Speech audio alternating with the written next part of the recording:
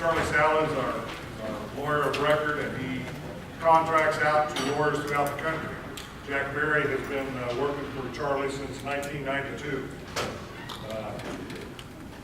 Jack Berry entered the USPS in 1958 as a clerk, occupied various positions, became a postmaster through his career at level 20, level 22, level 24, director of employee labor relations, New York local mail facility.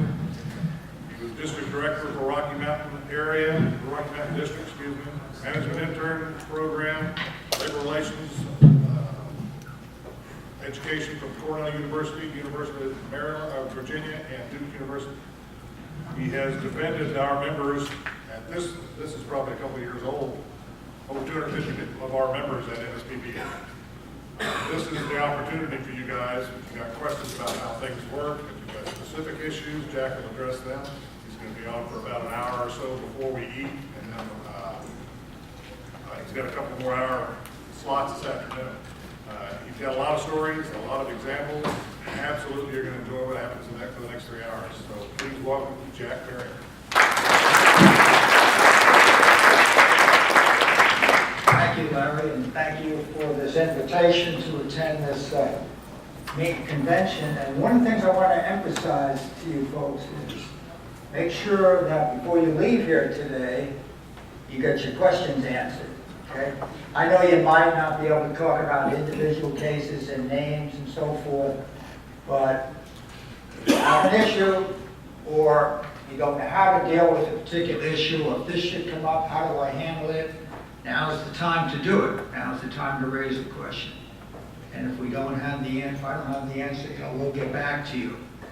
You know, I work for Charlie Sciala, who has the national contractors. You know, to represent you folks at the Merit System Protection level, which is a step above the 650 process that Craig talked about.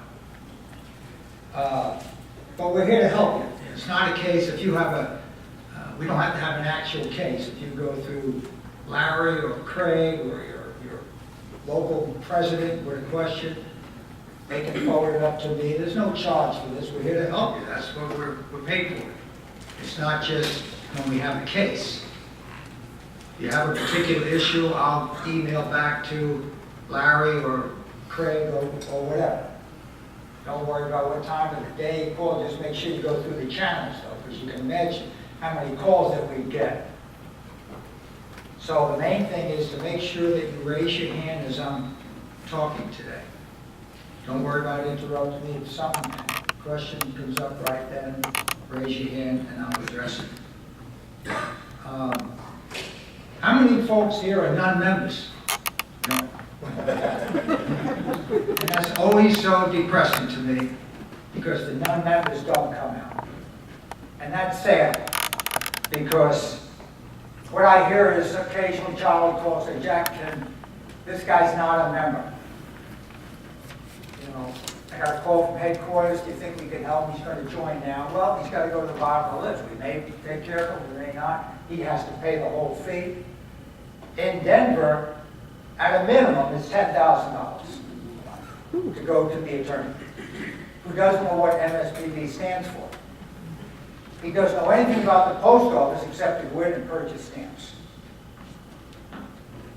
So you have to educate him on all the acronyms in the Postal Service. What is dues? What is C's? What is the tax report? They think it's battleships. So by the time you educate them, you're up to $3,000 or $4,000. $10,000 is just for the retainer. If they go to the hearing, probably going to get another $5,000.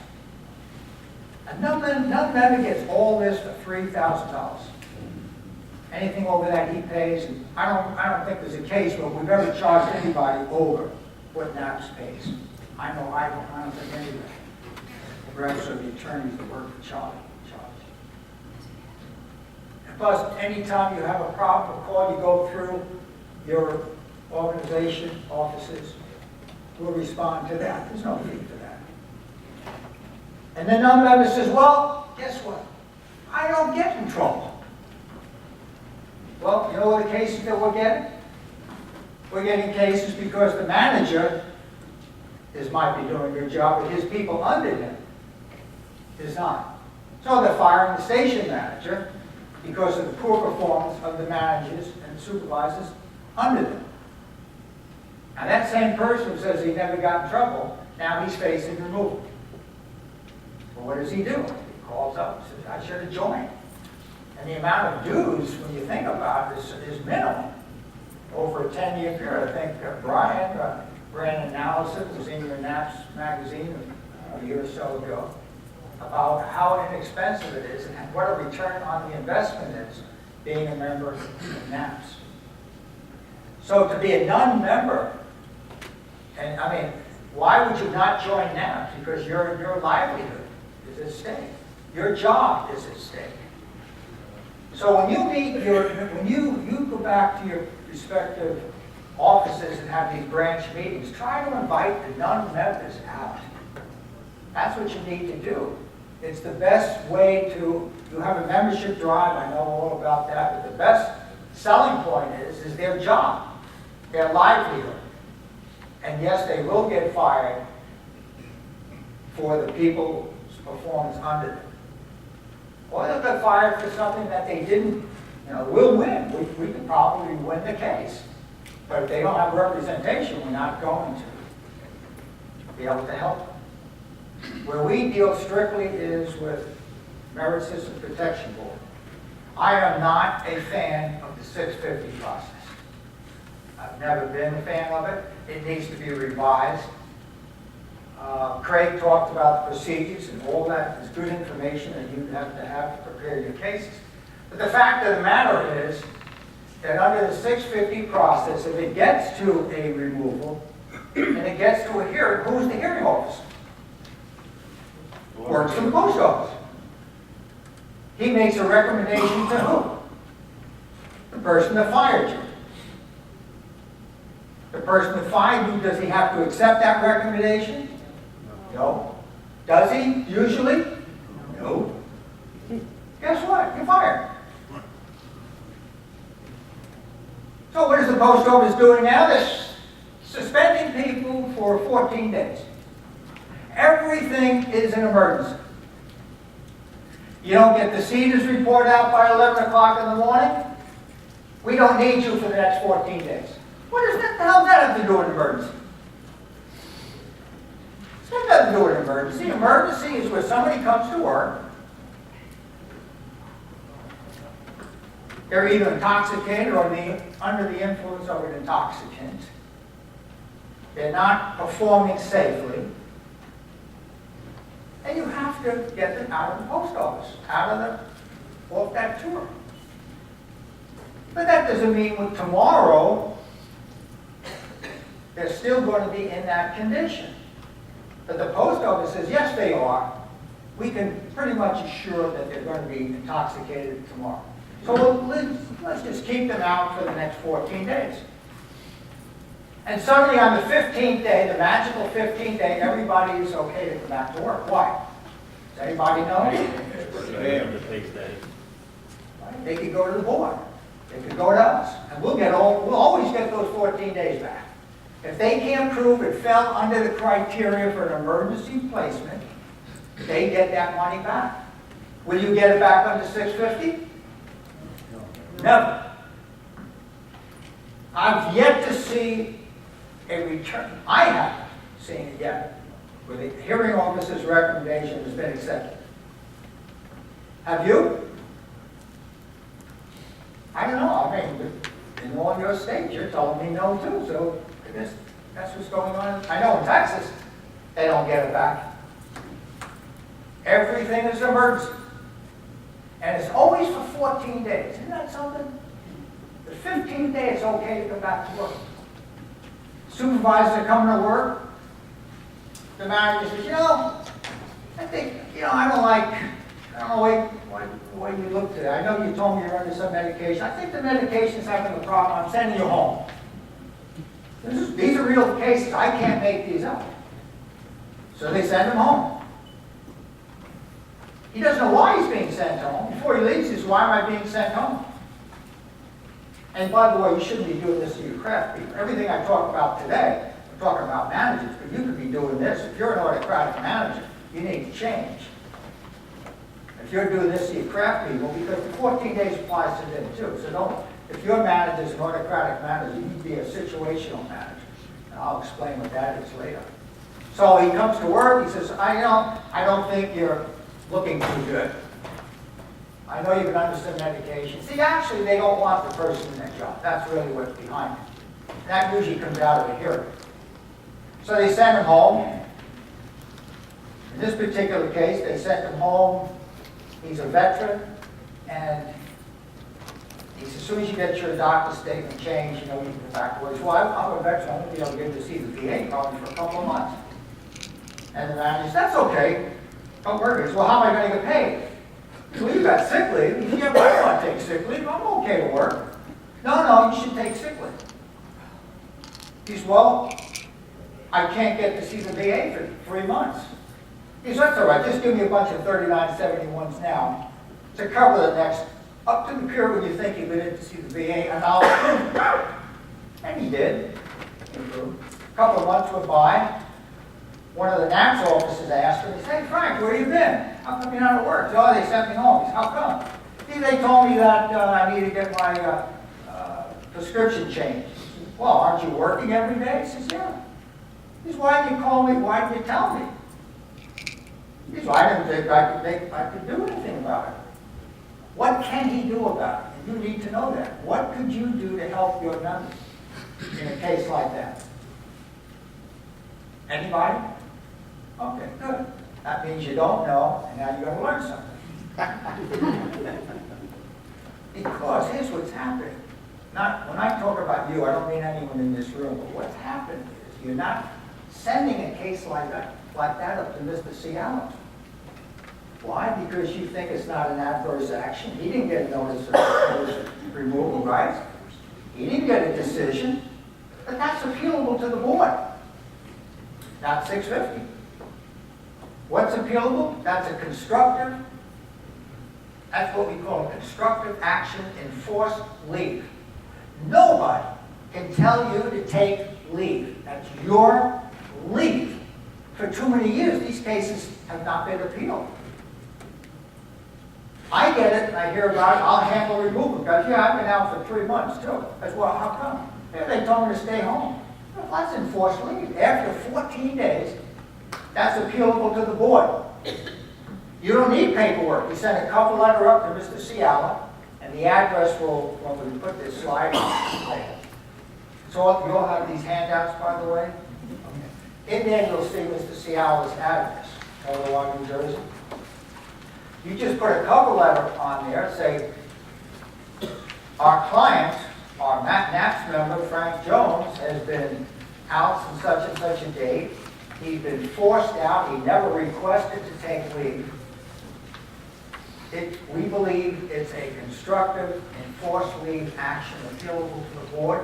You send it up. The problem is, Mr. Sciala only has 30 days from when initiated the problem to get that file into the board. So if it's 2 or 3 months, you're going to have a problem. So remember now, make a note of it. So you're going to say to me, well, how am I going to know? Well, you've got to carry this message from this room to your individual branch offices and tell your folks, look, we represent you on cases like this. That's called enforced leave. Now, the burden then, of course, is on the employee, the supervisor, to show that his being off was involuntary. That's when I get that case, the board's going to determine who caused who to be off. In the case that I just gave you, we won that case because the agency could not prove that there was a need to keep him off. There was no indication on the job that he was not performing his duties. They had someone else in mind for this particular person's job, so they just kept him off until he got medical clearance. But he never requested the leave. The same thing, and you're going to be hearing later, is enforced constructive suspension. In other words, someone comes to work, one of your members, and they say your medical, he's been out sick. He's now presents himself for work, and they say your medical documentation is unacceptable. And they send him home. After 14 days, that's also an enforced leave. If they tell somebody that, you know, Frank, you know, your performance sucks. You got 35 years in. This is going on right now. Why don't you think about retirement? You know, you've been around a long time. You know, well, you want to give me that in writing? Are you kidding me? So you say, well, you know, what's wrong with my performance? I want to work in the post office. I want to stay longer. Well, I think you ought to retire. In fact, Frank, if you don't retire, I'm going to have to fire you. We're getting people now getting fired every 6 years. They're eligible to retire. Or they're 6 months away from retiring. They're fired. It's better than the RIF. The Postal Service got a better deal. Keep everybody out for 14 days. Multiply that by 30,000 supervisors. They're saving millions. You know why? Because they know they're going to win under 650. 650 is a kangaroo court. That's all it is. You have no rights. And I can prove it. I can show you the cases. And I think you know what I'm talking about. If they were very open about resolving the issues under 650, it would work. But the people working the process, the managers, are not interested in resolving, or they wouldn't have kept you out for 14 days without a basis to begin with. How the hell are they going to settle it? And we tell this before the board. Luckily, if we can get one past the 14, we're going to win. And the judge admonishes the deciding official. How is it that you felt that this was an emergency? He didn't get the CEDAS report out. How is that an emergency? The next day, and the third day, and the fourth day. Explain that to me. So the non-members who think that they gain nothing by joining, you got to carry this message back to these folks. In this particular case, we won because they couldn't prove by any evidence that this person couldn't work. Now, how many in this room, or do you hear from your folks that you feel like if you raise any issue with your manager, you know, you don't feel part of the team? Does anybody feel that way? Don't be shy. Raise your hand. Okay, there you go. They're starting to come up now. And how many feel that? Do you hear that from non-members, that I don't think I'm ever going to get in trouble? And that's why I don't join. Occasionally you'll hear that. How many feel they can make mistakes and not be disciplined? That's pretty good. You go to Texas, everybody raises their hand. They feel like they cannot make any suggestions at all. How many feel that they're being asked to meet goals that are unrealistic? Everybody. How many feel when they come to work their main goal is to protect their job rather than dealing with the mission of the Postal Service? Yes? Why do you feel that way? Because I'm a male prophet, but like going at 4 o'clock in the morning. I have 22 reports in the group for 7 o'clock in the morning. In order to not get that letter for, not to remember 22 reports, I got to get that done and still worry about in the mirror tonight here. Because if I don't, then I'm on telecom for 2 hours and shoot out. And my boss will say, if you don't get this done, you feel they follow my instructions, and I will deal with you tomorrow. Okay. Now, again, Texas, I get a lot of cases in Texas. I mean, there's so much unrest there, it's incredible. The tension and the pressure, what they're telling me there is, hey, if I go to work and I get home unscathed, I had a good day. It never was like that. I used to be able to go to work, move the mail, that was my mission, I met the goal, I felt part of the organization. They don't feel that way anymore. They just worry about getting by. Okay, Remember what today's about. Today is to tell you how to stay out of trouble. And when you get in trouble, how we can help you. But it wouldn't be a good session if I just told you the cases that, well, I'm going to tell you the cases that we get. But if I didn't tell you how to keep out of trouble, that would not be good. So, you go to your staff meeting, or you have a telecon, the boss says there'll be no carriers out past 1700. And you know that as soon as you walk in your door, you have built-in unscheduled absences every day. You either have people on OWC payroll, or they're on extended sick leave. You know, you're splitting the routes, you're pivoting, you're doing everything that you can, and it is still tight. And you're not getting, no way you're going to get the carriage back every night by 1700. And we're getting a lot of these cases. So, what do? Here's an unrealistic goal in your office. You don't know about the other managers. All you know is you're not going to be able to comply with this instruction. What do? Come on now, I want to hear some. I know you seem a little shy, but I'm going to get you talking. What would you do? You get an unrealistic goal. I want all the carry, or a goal, there'll be no supervisory overtime. Or you're the station manager, you're not to call in your supervisors after 8 hours or on an unscheduled day. Or a goal that's unrealistic. What do? Send an email to your manager. Bump it on up to your person above you. Okay? Say, this is what I've got, how do you expect me to handle this? Right, and how are you going to communicate that? My email. That's right. You have to document. I'm sorry that I have to tell you this. It sounds like there's an internal war, but that's what it is. Guess what? Because I get the hearing and we go to the board, and thank God for MSPB because it's legalistic, not like the kangaroo court of 650.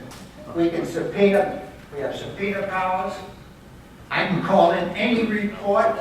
I can find out any disparate treatment that's been going on in your particular area. I can find out if they're firing a supervisor for this. I can find out if they've been doing the same for other people. And it's no longer now within that unit. MSPB, within the last 6 months, have ruled that we can go, you're looking at comparators. For similar misconduct, we can go down to the whole area. And it's driving the postal attorneys crazy. But that's what we should be doing. Anybody that's really doing their job, representing you, should be doing that. And we can do that through subpoena power. None of that is in 650. Okay. So now you have an unrealistic order. Yes, sir. I got a question. Since you're an advocate of not following the 650. Well, I want to clarify that because if you're... Please do. Here's the thing. There are some managers and supervisors that they can't go to the board. They're either not a manager or a supervisor, and they're not a veteran. They can't go to the board. They can only go to the 650. So you're stuck with 650. What I'm saying is if you have an option of 650 or MSPB, go MSPB. Okay, so if the option is in the letter of discipline or whatever USPS is doing against the supervisor, and the option is there for MSPB, we just ignore 650, go send the letter decision straight up to Mr. Sciala's office? If you get a decision and it's an adverse action, we'll define when we get to the slides. You all know, well, I don't know if you all know, but I'm talking about a suspension over 14 days. 14 or less, you have to go to 650. All I'm saying is the people that have to go to 650, the Postal Service at the national level needs to revise 650. Brian and Lou and Jay and Larry, all these folks are pressing hard as we speak now for revisions. Maybe Brian can talk about it later.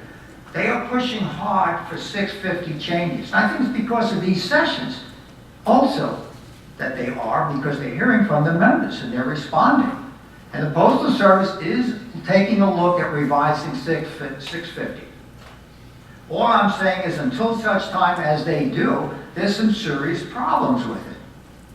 Not the least of which is if it gets to a 650 hearing, the hearing officer works for the Postal Service, and that's troubling to me.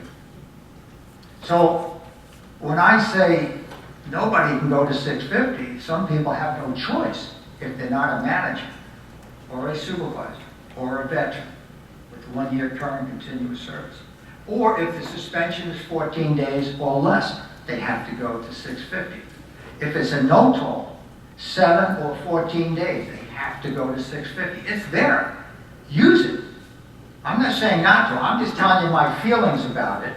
If it's an adverse action, which means over 14, or a reduction in grade, or a removal, then you should go to MSPB. Is that clarified? It's a lot more clarified. If not, don't worry about asking me a question. If I'm troubling, I may not be getting myself clear.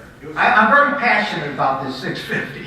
It's just a broad statement, and Yeah. that's why I kind of brought it, there's different things that affect 650 or MSP. Yes, and then 650 mediation. And I don't know if you've been successful with that or not. Our experience is it hasn't been successful at all. But no, 650, let's make clear. When we put on the CD, and we go over later after lunch, we'll go into a detail, the whole adverse action, who has MSPB rights, who doesn't, who can only go to 650, that's fine. But let's get back to that order. Documentation is critical.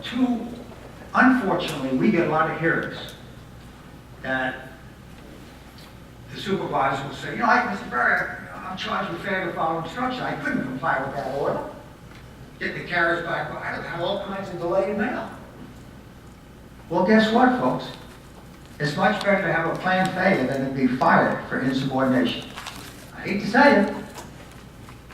Think about it. It's better to have a planned failure.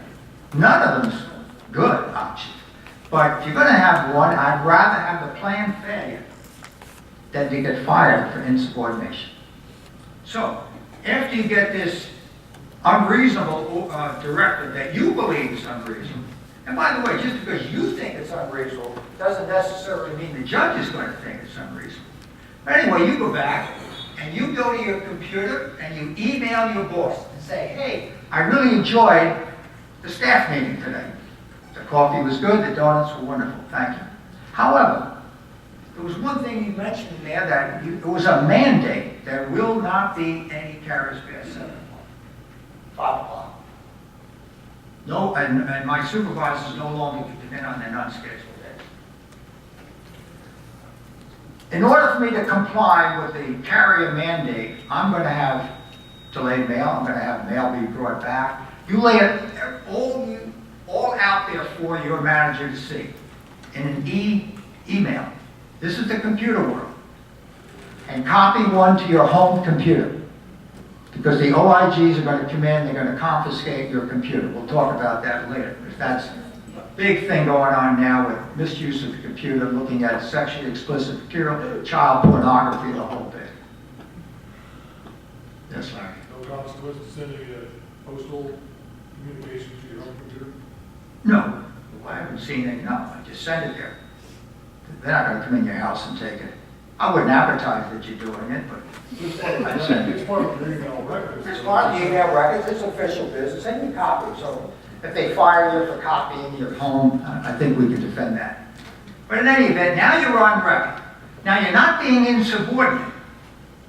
Remember, if you feel you can't comply with the order, make sure that you can't comply. Just because you don't like the order, you lay it out. Look, I'm running at 7% overtime. I got Mary Jones, Frank Adams, Bill Brown, whatever they are, they're on continual OWCP.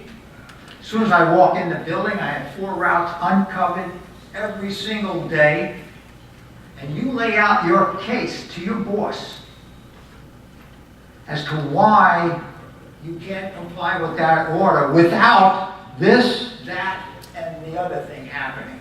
And this, that, and the other thing are probably all going to be planned failures, right? Or delayed mail, or something that's going to impact the efficiency of the Postal Service. But you're now on notice. Why are you doing that? Not because you're a wise guy or a wise girl. You know what the fact is? You're doing it to protect yourself. So now he gets the email. You might get an email back that says, why are you emailing me? I don't like that. Stop emailing me. Well, keep a copy of that also. And forward that to your home computer. Now you've got 2 documents that I'm going to use at my hearing. Because you're going to get fired for what? You're going to get fired for some plan failure. You're not going to get fired for failure to follow instructions. You're going to follow that 5 o'clock. I want all the carriers back. You know, I'm going to protect my job. And there's probably going to be some consequence as, hey, now I have delayed mail, or whatever it may be. We actually have cases like this. And I say, do you have some documentation? Yeah, I email mine, we've been putting on this training now for a couple of years. I know in Texas it's changing, boy, they got documentation like crazy. It is driving upper management crazy with emails. Now the manager says, look, he sends back an email to you and says, look it, I don't care. I don't care the fact that you have 4 or 5 routes. I don't want any carrier. And he puts that in the email. We win every time. And we have one in Houston a number of times. I know, I've been there with my cases. I had the deciding official right there, under oath, swear to tell the truth, the whole truth, nothing but the truth. He fired this person for plan failure. And I showed him the email, the first email. Well, I should give him absolutely, I gave him an order. I gave him a direct order. No carriers past 5 o'clock. And he let him go past 5 o'clock. And this is what resulted in, I mean, he didn't let him go, and this has resulted in plan failure, so he fired him for that. And I showed him the email. Well, did he tell you that this is what could happen? Yeah, but he still's a manager. This is why, he's a manager. That's why he gets paid $80,000. He can work around the fact he has unscheduled absences, this, that, and the other thing. And then the judge says, hold on, Mr. Barry. He says, he has the deciding official. He says, well, we're here today because of the plan failure. And he told you that this is what's going to happen, didn't he, in this email? And what did you tell him? No carriers past 5? Well, that's why we're here. The judge says, how do you expect me to, and this is almost his word, how do you expect me to uphold this removal when he put you on notice that this is what was going to happen? Well, I didn't believe him.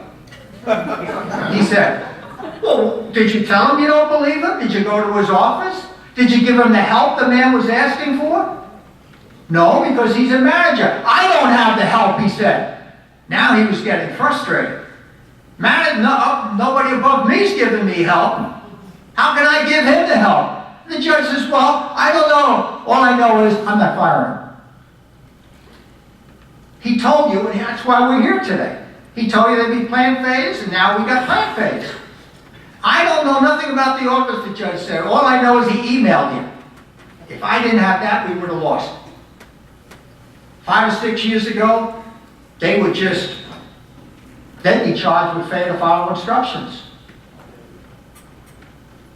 And then the judge says to them, well, you did fail to follow instructions. Yeah, because I had X number of unscheduled absences every day. And guess what the judge said? Did you tell your boss? No. Well, how do you expect me to give you your job back? Were you not insubordinate or failure to follow instruction? Yes. And you never told anybody you had these problems in your office? No. Why not? Because I would look weak, he said. So I got to thinking about all of this and thinking, we got to go back out to the field. It's much better to have a planned failure than to be charged with insubordination. Because when it comes down to it, it's your job at stake. And the deciding official, most of them will just swear, they're not, let's face it, if he fired you, he's not going to be in there defending you at the hearing. A lot of them just simply lie under oath. Oh, he verbally, I remember he told me that there might be some issues, but he never went into detail about the problems with his office. Oh, we got an email now. So that's very, very important. You document. You have to carry this message from this room to your individual branch meetings. Because you folks, and here's like preaching to the choir, you folks are the ones not getting in trouble. We got a lot of members though, that don't come to these meetings. And they just, they'll be fired for insubordination. Because they didn't think about emailing them, they were afraid of their boss. But you got to do it to protect yourself. Is there any questions at all about this documentation issue? Okay. In the perfect world, you'd have all the staffing that you wanted. You'd have all the overtime that you needed. You'd be given all the training. That's another thing. Training. We got people coming from maintenance. The job's abolished, for example, they go into finance, they become the station manager, they're given $250,000 or more dollars in the reserve stock. They don't know nothing about finance. The only thing they know is they've gone into a post office to buy stamps. And now they get this unit reserve. And they don't know nothing about it, and they don't ask for training. What's going on? Why don't you ask for training? And I'm not picking on anyone in this room, but again, when you go back to your meetings and you find out people, you got to tell your folks, look, if you're being put in a position that you need training, ask for it. How are you going to ask for it? Verbally? You're going to document, email, one to your home, because guess what? You are going to get fired. And it doesn't matter whether you knew anything about the unit reserve or not. As far as the MSBB is concerned, ask for the training. And the judge, I've had judges come up to me on the side, Mr. Barry, how is it your client never even asked for this training? I understand, that he's coming from maintenance. He doesn't know nothing about the unit reserve. He doesn't know how to count the stock. He doesn't know about this unit cash reserve versus the unit reserve. You're teaching me everything. This guy doesn't know anything about it. Why did he ask for training? And I don't know, Judge, he did, but he's got 30 years in, but maybe we could give him less of a removal. And I'm thinking, if he only had asked for the training, we would win this case. And it's just not finance. If they come out with a new program you don't understand, it's not a stupid question. Ask for it, and don't ask for it verbally. Everything's got to be documented. And you got to carry that message back to your folks. In the perfect world, when you come to work, you wouldn't be afraid to make mistakes. Your suggestions and input would be welcome. But in many cases, particularly in Texas, I hate to pick on Texas, it's really not welcome. You have a lot of autocratic managers that you will do it my way or no way. You see, the Postal Service has put a lot of managers, even when I was there, a lot of autocratic managers in offices just to get changes, leave all the bodies behind, get them out or her out, and then move on to the next troubling office. And they're not participative managers. And it's causing a lot of stress out there among the membership. In a perfect world, there'd be no union stewards. But, like I say, it's easier to divorce your wife or husband in most states than get rid of your union steward. So you might as well get used to working with your union steward. And you can use that to your advantage, getting them involved. Because you think you're going to get work done, meet your goal, without the craft people. I got a message for you. So again, it's not a break, it's going to be a lunch hour right now. And I'll just give you a little taste about what we're going to be talking about. Again, think about questions over lunch that you have, and I hope I can get an answer for you this afternoon. Okay, thank you. Lunch, and don't fall asleep on me now. Did you, anybody have any questions as to what we talked about earlier, now that you went to lunch and talked about anything? Raise your hand, any problems? Just a little confused. Okay. What you're recommending is, if somebody's issued removal, that right away we just send a copy of all the information to your office, John's office, Well, not to mine, it goes to Mr. Sciala, to John. Charlie Sciala. Oh, Charlie. Charlie, and it's all, the address is all in there, we'll talk Right about it. away. No, when you say the removal, I mean decision letter. Only the decision letter. Decision. You have to wait for the decision. Okay. Okay, let's back, we'll talk, but anyway, you get a notice of proposed adverse action, right? Okay. And then you respond within 10 days. Okay. And we'll talk about that. Then you get the decision letter. And assuming the decision is an adverse decision, meaning a suspension more than 14 days, a reduction in grade, or a removal, at that point you send the file to Mr. Sciala because he only has 30 days from the effective date of the adverse action. Okay, thank you.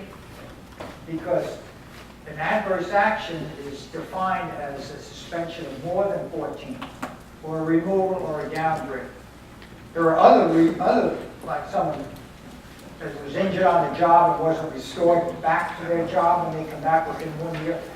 That's a little more technical, but that's also appealable to the board. Anything other than an adverse action, like a letter of warning, a no toll, they're not called adverse actions. It's adverse to the supervisor, but it's not an adverse action, appealable to the board. It only goes to who? That's it. And we're not going to go into how I feel about 650. That's, okay. Are you gonna talk about separation today? Yeah, I'll talk about anything you want today. That I want you to be comfortable that you got the questions answered.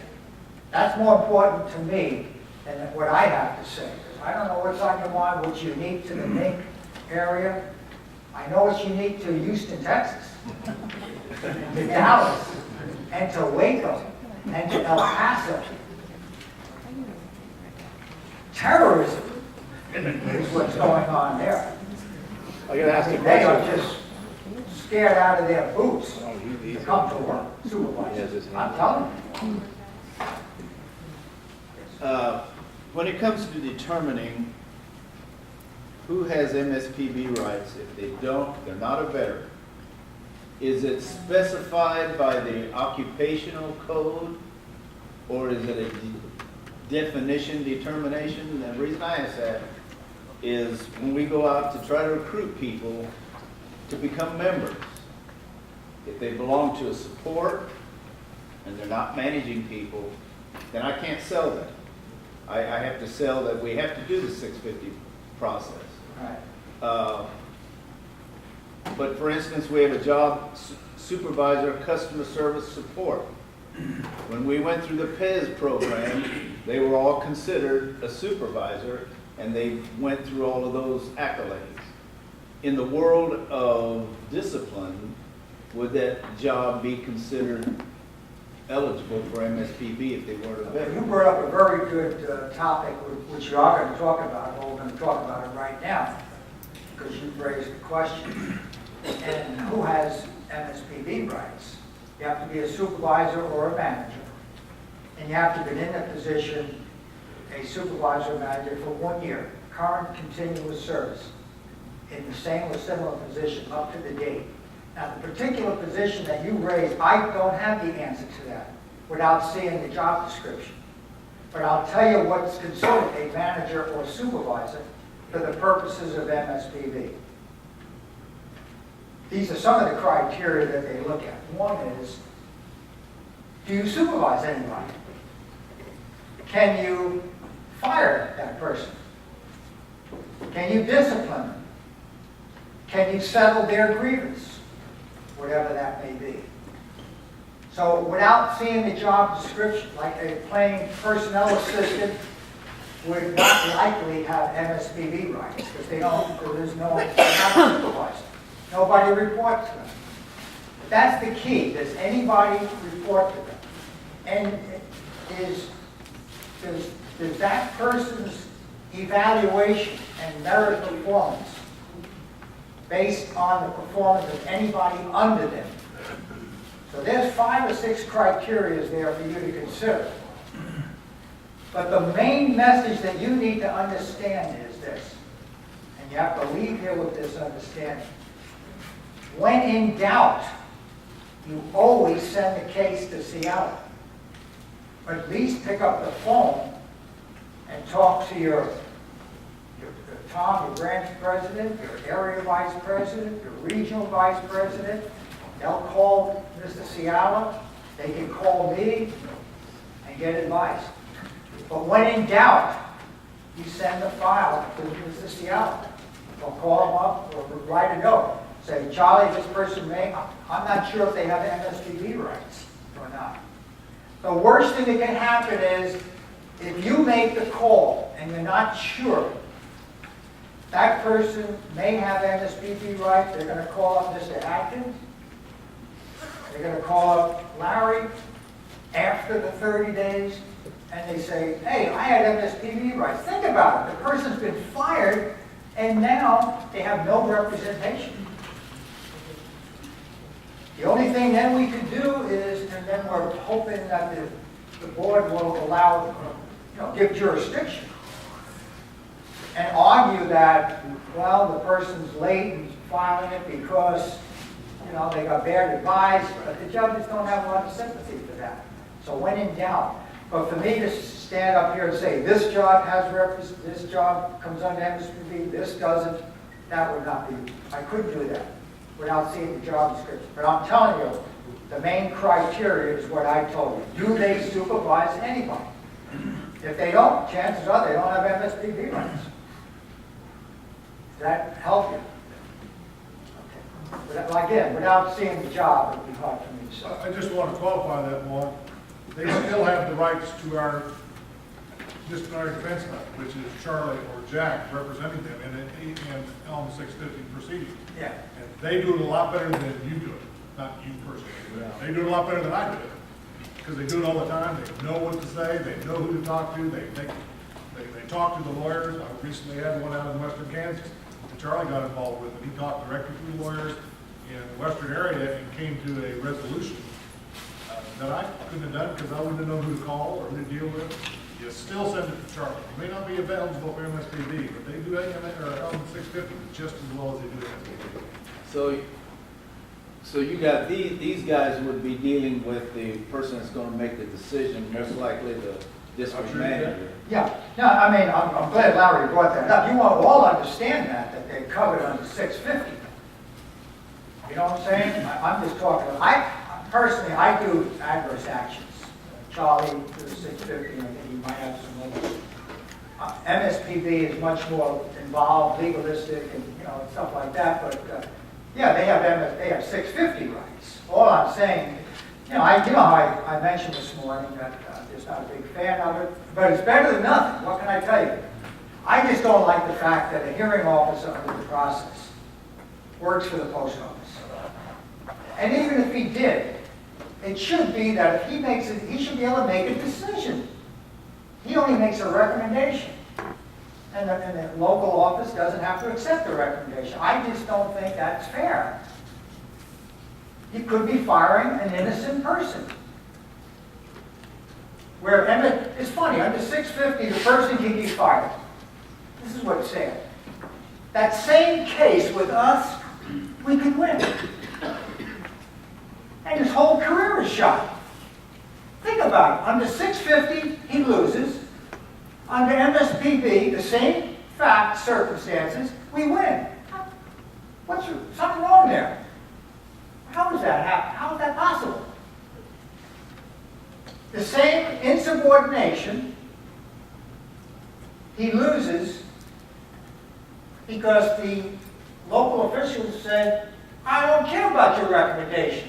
He's gone. Comes to us, we subpoena the files, and we find out that he didn't commit. They used the wrong charge. We win most of our cases because of the charge. And you can't do that under 650. Think about this. Every single charge that the post office charges somebody with, they must prove by the preponderance of evidence certain elements of that charge. None of that in 650. They don't have to prove nothing. except I want him fired. I don't care if the Postmaster General sat right here, I would tell him the same thing and ask him, what the hell is so fair about your internal process that you have? It's not fair. If you charge somebody with falsification, for example, falsified receivers report, the agency must prove not only that the information on the receivers report was wrong, but the person who entered the figures on the receivers report had an intent to mislead and deceive the Postal Service. $650, same charge? If I was to argue, yeah, but you haven't proved, they haven't proved, Mr. Hearing Officer, that he did this with intent to mislead and deceive, the hearing officer would laugh at me. And I'm thinking, geez, if they only had MSPB rights, we would win this case. This person's out the door, 30 years. This person over here, well, 30 years, they'd be gone under 650. So the point is, all I'm saying is, when you have your choice, always go, you'll get both appeal rights in the decision letter. Postal Service is hoping you'll go 650. The only one that should go 650 are the people who are not a manager or a supervisor. Or a non-veteran. But again now, there's the other thing, if that person's a supervisor or a manager, and let's say they're not a supervisor or a manager, we better clarify this too. But they happen to be a veteran, they would have MSPB rights. You understand that? Now But not so many veterans anymore, particularly women. But now, NAP's fought real hard. That's why you have MSPB rights. It used to be you had to be a veteran with 1 year current continuous service. Now you don't have to be a veteran anymore. All you have to do is be a manager or a supervisor with 1 year current continuous service. I understand in some cases a person could be a veteran but not have veterans preference. That's right. But even if you don't have veterans preference and you're a veteran, you still have MSPB rights. No, that's the same. Well, it depends on, you have to be a veteran preference eligible. Okay. And there is a difference. Now we're getting very legalistic, but hey, I'm here to answer your question. If you're going to argue that, or let's say you're not a supervisor or a manager, like that, maybe that case you had, that title, but that person happens to be a veteran with veterans preference status, meaning reserve, like if you just went for training for 3 or 4 months, that doesn't give you veterans preference status. You have to have the active duty service. Only active duty service. But again, when in doubt, you're not here to be a lawyer and you have enough. Thank God there's people like you in the organization that's willing to come here on a weekend and go back to your office and represent. I admire you. Because think about it, without you folks, all of our members would be in big trouble. But we're here to help you. And when in doubt, as to whether they have a veteran's preference or not, ask about it. You follow me? You have to know who to go to. I'm not asking you to make all these decisions. They're tough decisions for you to make. We have to file motions, actually, sometimes, in some cases, where we'll argue that this person does have board jurisdiction, and we'll cite cases. And the big, excuse me, God bless you. The thing about it is that we have to cite cases. A good advocate is going to cite cases. We may have to just have a hearing on jurisdiction. We've had those. Or on timeliness. None of that you can have under 650. I could go on and on between the two differences, believe me. But anyway, when in doubt, you always ask. Yes, sir.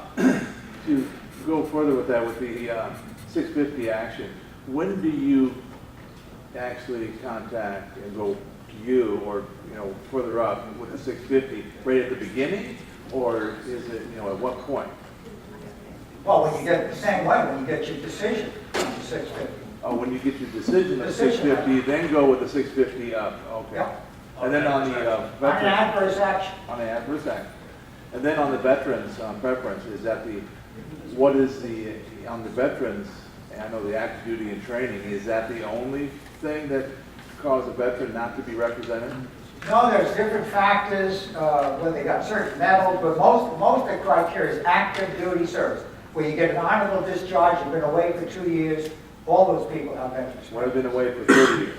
But some of them, they just go for training, reserve training, and they come back, or they go to National Guard every weekend. That's not veteran purpose. What about somebody that's after been in the service for 30 years, come back and start working for the post office?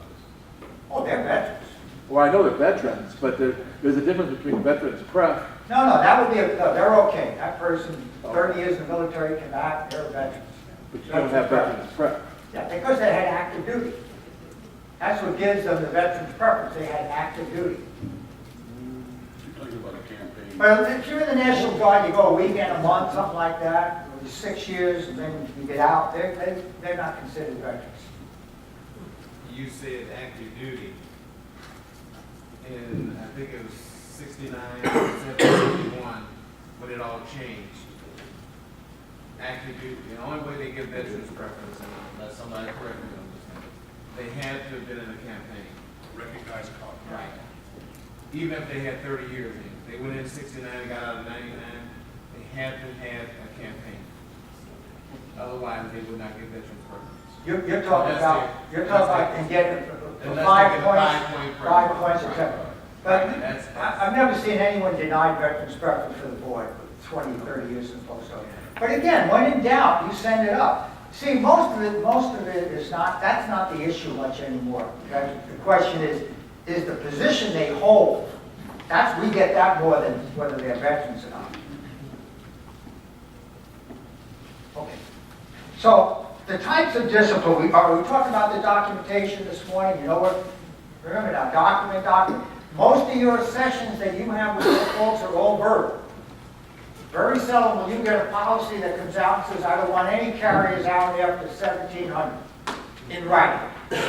I don't want any supervisors working more than 8 hours a day, or you're not to bring a supervisor in on an unscheduled day. Most of that's all verbal.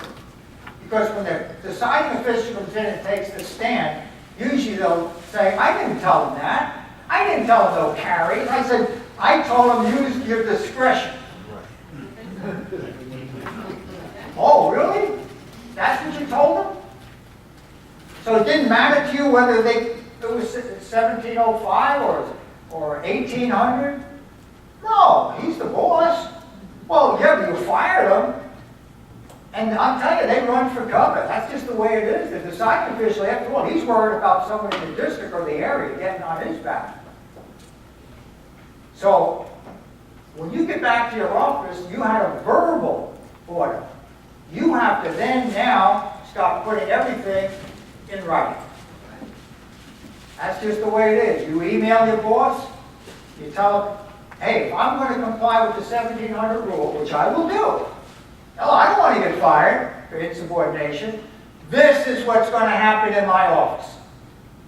I didn't want to bring it up at the staff meeting and bore everybody, because maybe they got full staffing. But in my office in Des Moines, I got X number of unscheduled absences. I got 5 people on OWCP. I got 3 people on extended sick leave. As soon as I walk in my office, I got 5 routes uncovered every single day. My office is unique. And I want to know, will I get an exception to your rule or to your directive? Please, I'd like a response by tomorrow if I can. Copy it, send one to your home computer. I say that all the time. I say that all the time. That begins the documentation for us, because guess what? You will get fired down the road. And you better have that documentation to show the judge. The judge could care less whether the post office is over budget, whether they're going broke. That's irrelevant to him. All the judge wants to know is, can the agency prove by the preponderance of evidence the charge against this individual? If they can't, he's going back to work. There still are some people that don't have computers at home, so is there anything wrong with just taking a copy of that email from your computer at work and putting From it the in a sent ballot file. box? From the sent file. Yeah, but they're gonna take your computers, and you won't have access. No.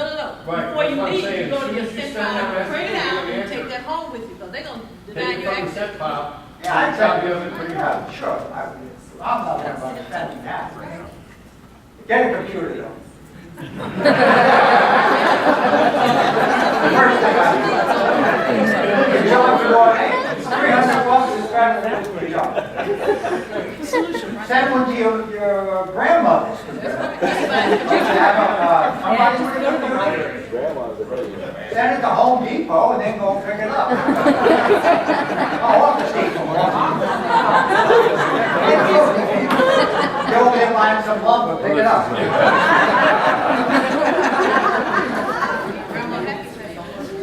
Okay, here's some of the cases that we're getting at, misuse of the postal computer. Okay. Now, you all know that there is policy out that limited use of the postal computer, the postal service says that you can do it, But there's certain things you can't do. You shouldn't be on there getting your vacation, you and your wife, for the next 3 or 4 months, checking your stocks and all this stuff. Because the OIGs are coming in, they're taking the computer. We just had a big case about a week ago Saturday, we just got the decision in. Out of, where else? Fort Worth. Fort Worth, he sat down at the computer, and look at folks, when you log into the computer, you log off. If you walk away from that computer, I don't want to hear that someone came behind you and started looking at child pornography or some scantily clad women, and then blame it on the person who sat down after you. The judge has no sympathy. I might as well give you not true love, that's not love. What's the word I'm looking for? Tough love. Now, there's a face to hearing. Okay? Hey, he sits at the computer, he logs in. Next thing you know, sexually explicit images. So we get the case, they fire him, of course, they come in, they take the computer, 2 women were walking by him, they look, oh my God, can't he do this at home? And they started telling the boss, it was all involved, I get the case. So he said, I didn't do it. Yeah, it's my computer. Well, was that your ID number? Yeah. They took the computer. So through discovery, I asked for the hard drive. Can't do that in 650. We get the hard drive. I sent it to Long Island, to a company there. Unfortunately, the guy had to pay for this. We could only have so much money.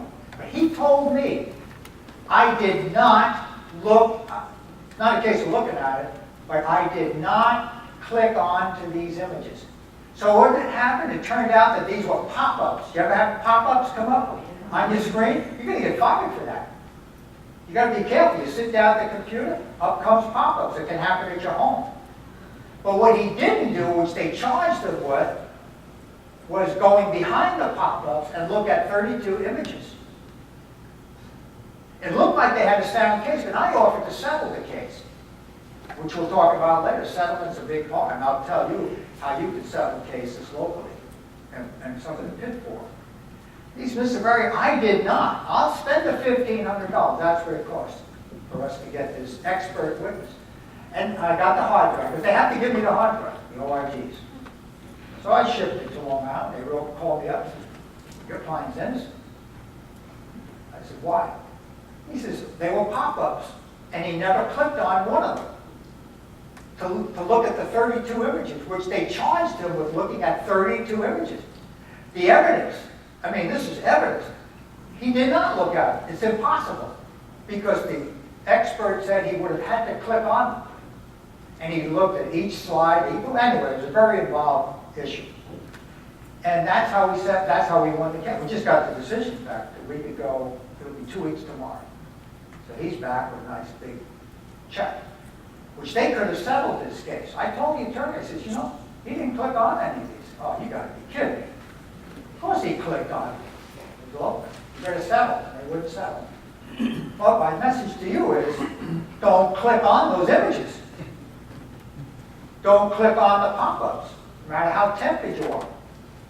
sex and the atomic bomb, two powerful weapons. And the temptation is great. You're going to click on it. Not when you're sitting at that postal computer. And if you think the OIGs won't pull that hard drive, I got news for you. Now, those two women came in and testified against him. They were very poor witnesses. All they did was see the pop-ups. The post office showed them the actual 32 images. And they, I know, can you imagine? Oh yeah, I saw him see that. How long did you stand behind this guy? First thing she said, I walked by, I said, how long did it take you to walk by? She says, 10 seconds. Now I knew to look at 32 images, you can't see them in 32 seconds. See, she already lied. And I kept reminding her, you're under oath. And by the way, any of these witnesses who lie under oath, you want to tell them occasionally. And remind them, because that's perjury under the board. Big time. Including these deciding officials who, you know what they do? They just rubber stamp the proposal. That's what most of them do. So, these two women, they didn't see anything. All they saw was these pop-ups. I'm not even sure if they saw those. But the message is, you do not click on that. Only use that computer for very limited. Me, I wouldn't even go on that unless it was official business. So you want to be very careful when you have your branch meetings. Remember we said this morning, you carry everything we hear today back to your meetings, to the people who may really need this. And don't forget to get your non-members out. You should have a meeting just for your non-members and tell them all this stuff. Invite them for dinner, bring them pizza. If they were here today, I guarantee you they'd sign 1187 before they leave this room. They would. It's the best recruiting tool for non-members. Tell them they're going to lose their job. They understand all the other benefits. Look at all the other benefits that NAPS provides. Look what's going on right now with your national officers fighting so hard for that bill that was proposed by Senator Collins and Lieberman, and it's still working on. All of that stuff, I'm not even touching on all they do every day. I'm just talking about the Disciplinary Defense Fund. NAPS can get them all the benefits that they are entitled to. But if they lose their job, it doesn't mean anything. So the best recruiting tool is the Disciplinary Defense Fund, I believe. Because there's a lot of supervisors getting fired that shouldn't be. A lot of them. Quick as they fire them, we're getting them their job back. But sometimes we don't win. So that's the message to your non-members. I know I go back and forth a lot, but you need to get these non-members to understand that, yes, they can get fired. And it doesn't matter. They can be the greatest performer. They can be getting their performance award every year. But if there are people under them ain't performing, they could lose their job. Another thing we're seeing is you're not timely responding to union grievances. And you're losing a lot of grievances in arbitration, causing the post office a lot of money. So now the manager, the Postal Service, is firing you or demoting you for losing grievances and not responding to union requests in a timely fashion. Again, document, document, document. Example. Houston. They go to a meeting, no carriers, 5 o'clock. There'll be no carriers out past 5 o'clock, period. So what does the manager do? He starts, and he says there'll be no more overtime, no penalty overtime. So he starts utilizing people. He writes to them, like we told him, if you want me to comply with this, I'm going to have what? A lot of what? Grievances. What article? Article 8 grievances, right? I can't make, I'm not reading notes. I can't make this up. I'm going to have a lot of Article 8 grievances because I'm going to have to utilize people on the overtime desire list, on the 8 and 12 list, whatever it is. NALC is going to go ballistic. He puts that in writing. He gets nothing back for the manager. I don't blame him for not writing back. He doesn't know what to tell him. He's, well, I'll just make it go away. He started utilizing carriers. I mean, what, are you crazy? You start utilizing people off the overtime desire list, you violate Article 8 every day, the manager. He's doing it the right way. Because he doesn't want to get charged with what? Insubordination. So he violates Article 8. It's much better to violate Article 8 than to be charged with insubordination. So what happens? It starts costing the court, it goes to the grievances.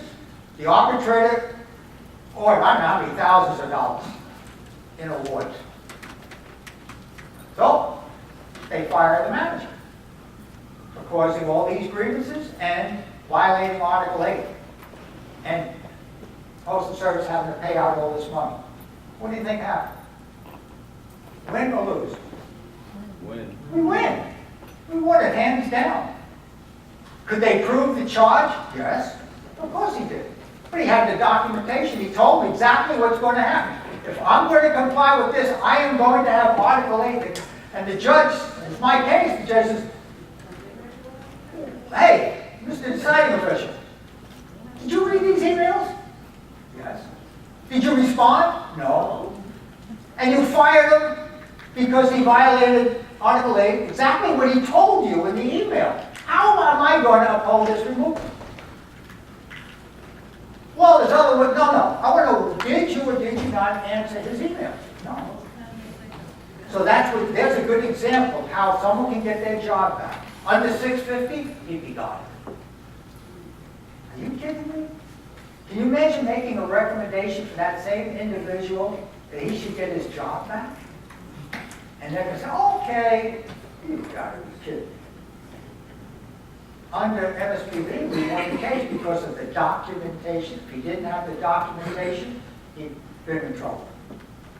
So there's a case where you had a planned failure away because you caused all these grievances, but you were on record telling them why. Any questions? Documentation, important.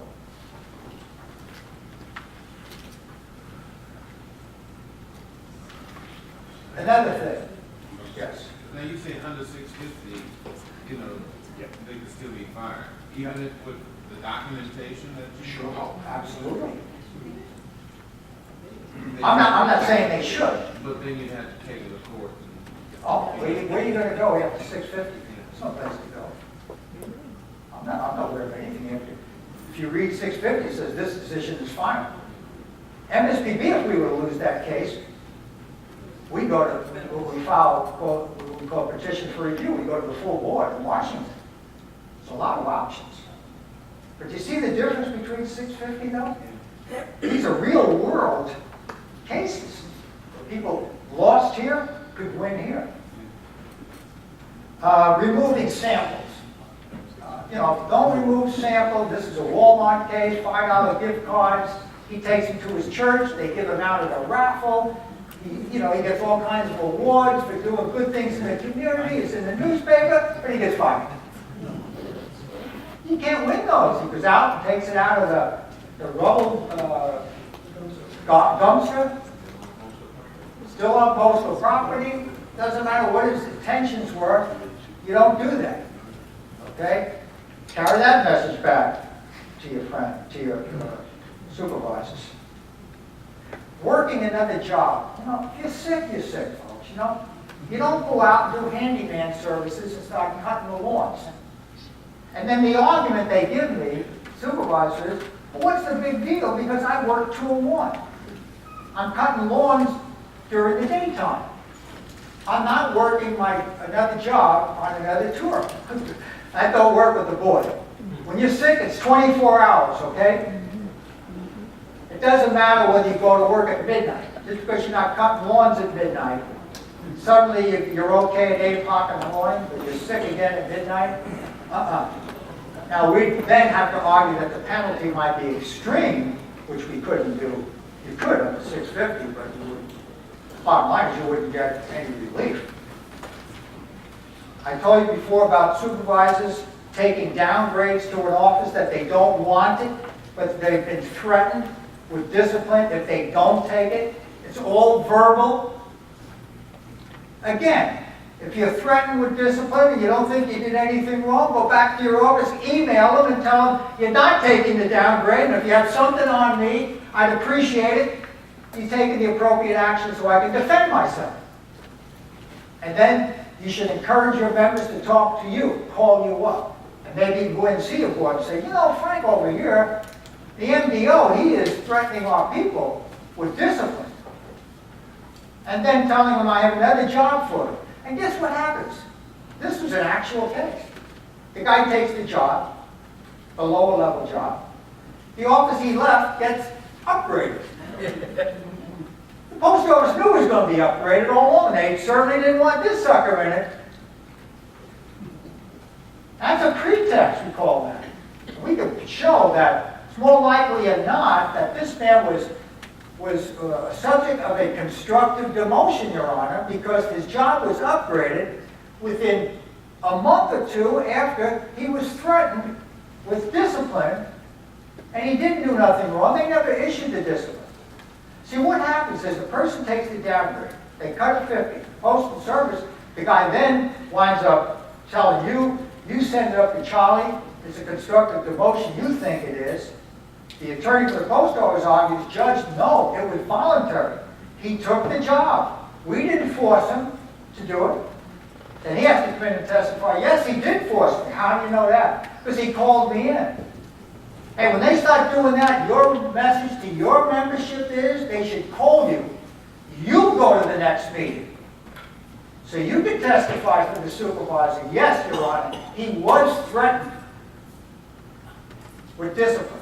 So the judge says, well, why didn't you discipline him? Sounds to me like a constructive demotion.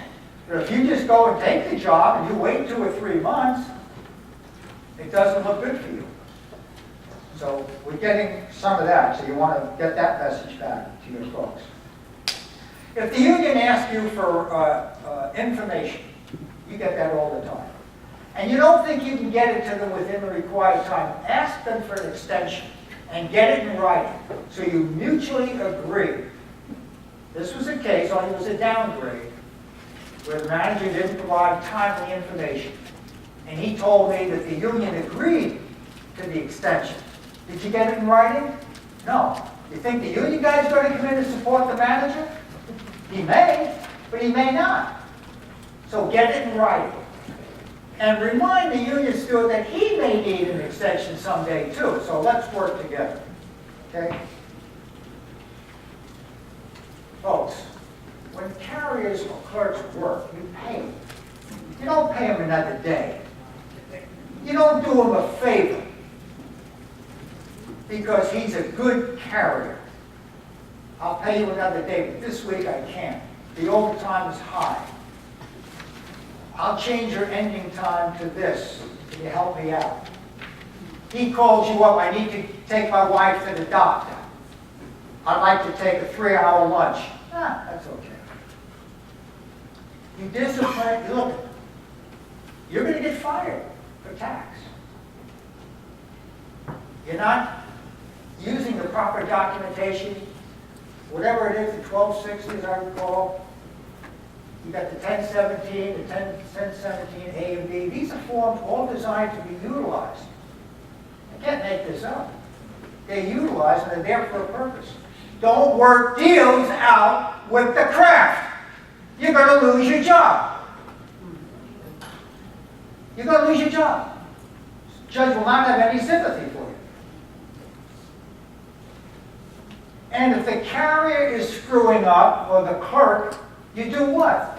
You take discipline with the clerk or the carrier. But don't do what the autocratic manager does to our supervisor and just fire the carrier. You bring him in, you talk with him, be progressive, be corrective. Remember, who fires who? Anybody? Fire yourself. The people fire themselves.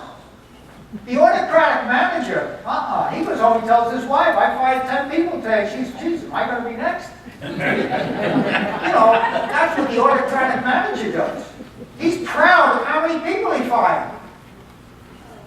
A good manager turns people around and takes pride in the fact that, Frank, when he was hired, he was a real screw-up. Now he's one of my best people. It's like your children when they were growing up. They screw up, you're going to throw them out? You try to change. What's the purpose of taking discipline? To change behavior.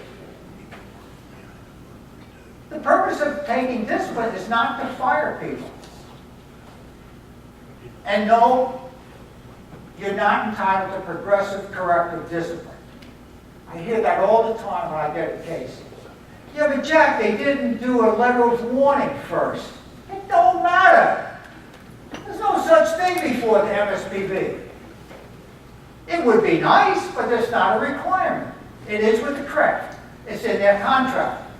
You don't have a contract. They go right for the jugular with you. It might have a bearing on the penalty, because not only must they prove the charge, but assuming they do, then they have to prove that what you did impacts the efficiency of the Postal Service and warrants the discipline, and making sure the discipline was not excessive or unreasonable. But there's no requirement to have a counseling, and then a discussion, and then a letter of warning, and then another letter of warning. If you steal $20,000, you don't get a letter of warning. You mind not doing that again? You're gone. That's history. So be very careful about,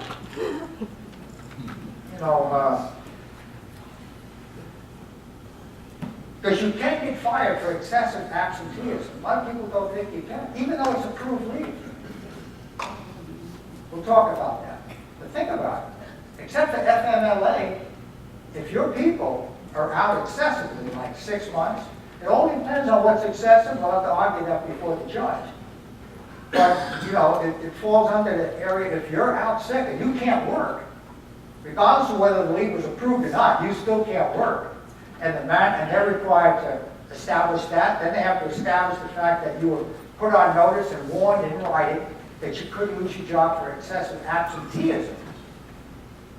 You can lose your job. So the message from here to your folks are, hey, if you're out a long, long time, the post office could take some action. Now, if they do, and we get that case, then what we'll do is try to get you a disability retirement. $650? Good, you had it. Very successful I've been in getting people disability retirements who the post office admits they can't work. They fail to meet the physical requirements of the job for whatever reason. We probably can get you a disability retirement. There's always hope here to get them something. But we'll talk about that more. I just want to make sure that I'm covering the falsification of the tax. I told you that that's very common. We talked about the computer, the samples. Now, you may have some of your supervisors that are out on long-term sick leave due to an on-the-job injury. This is critical. It's got to be an on-the-job injury. And you may not think this is appealable. They come back and they feel that they're recovered, partially or fully.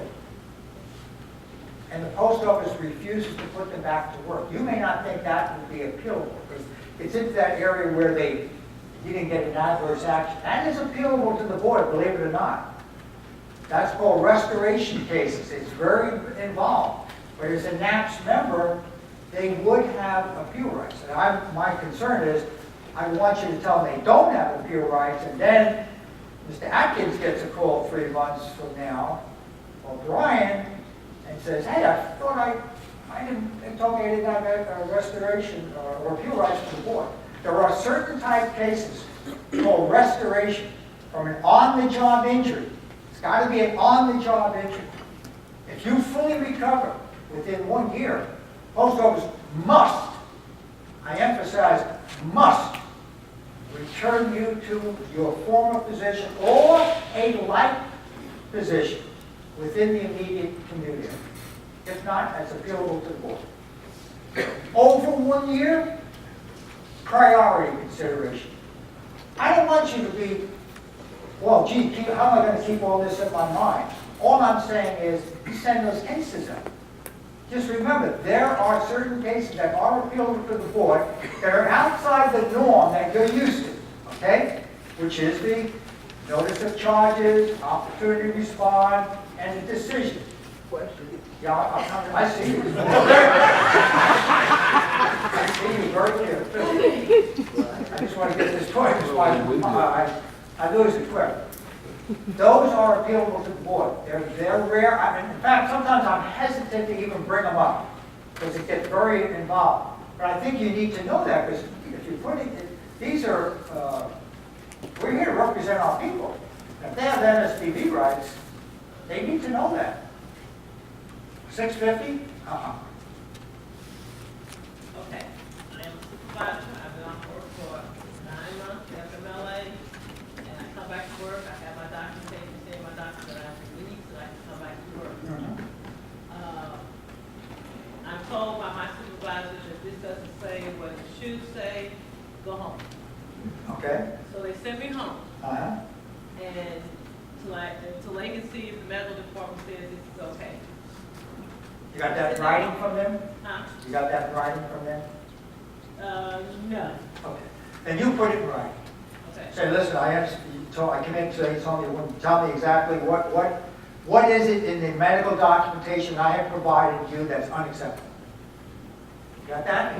What is it in the medical documentation that I have provided you today that's unacceptable? Make them tell you. Okay, so I get you new medical documentation within 24 hours, and you still say I can't come back to work. After 14 days, that's appealable to the board as a constructive suspension. Okay. Enforced leave. Oh, hold on, Jack, let me ask this. Now, in a situation like this, the person was claiming an on-the-job injury. She didn't say that. I know. She said I know FMLA. she did. I know she did. FMLA? Well, it's still, if you leave work stating that you cannot be around postal people, and you return to work without your doctor clearing that statement up, that's why that employee was sent home. Okay, well, see, now I don't, she's telling me, she didn't put it That was in. FMLA. She left out some key things. Huh? She didn't do it. So you're familiar exactly with what her case is? That person left work, and they put that person in, and the person came back to work. When they left, they said that they could not be around postal people. Who said that? The doctor. The doctor. The doctor said it couldn't be around most.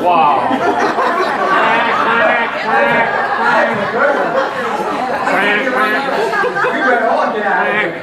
When she returned to work, the doctor said she was good to come back to work, but did not clear that statement up. That's when she was put off the clock. Because she did Well, not. the person who gave her that wasn't you, I hope, was it? No, no. Well, the person who said they can't be around postal people, that was the doctor. The doctor. And you as a manager, since it wasn't you, but you wanted clarification, because I would want to know, what does that mean? And then she did bring clarification back? She got clarification, but the She got doctor. okay, so to satisfy management, Yes. and they still kept her out? No, they brought it back. Oh, what's the problem?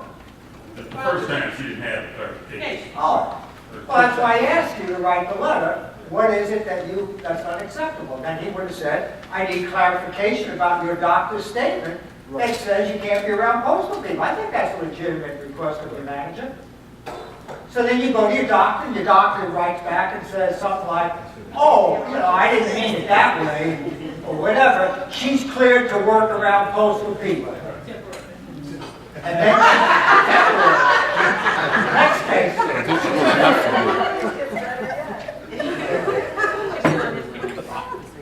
Okay, now we're going to move on. Any questions?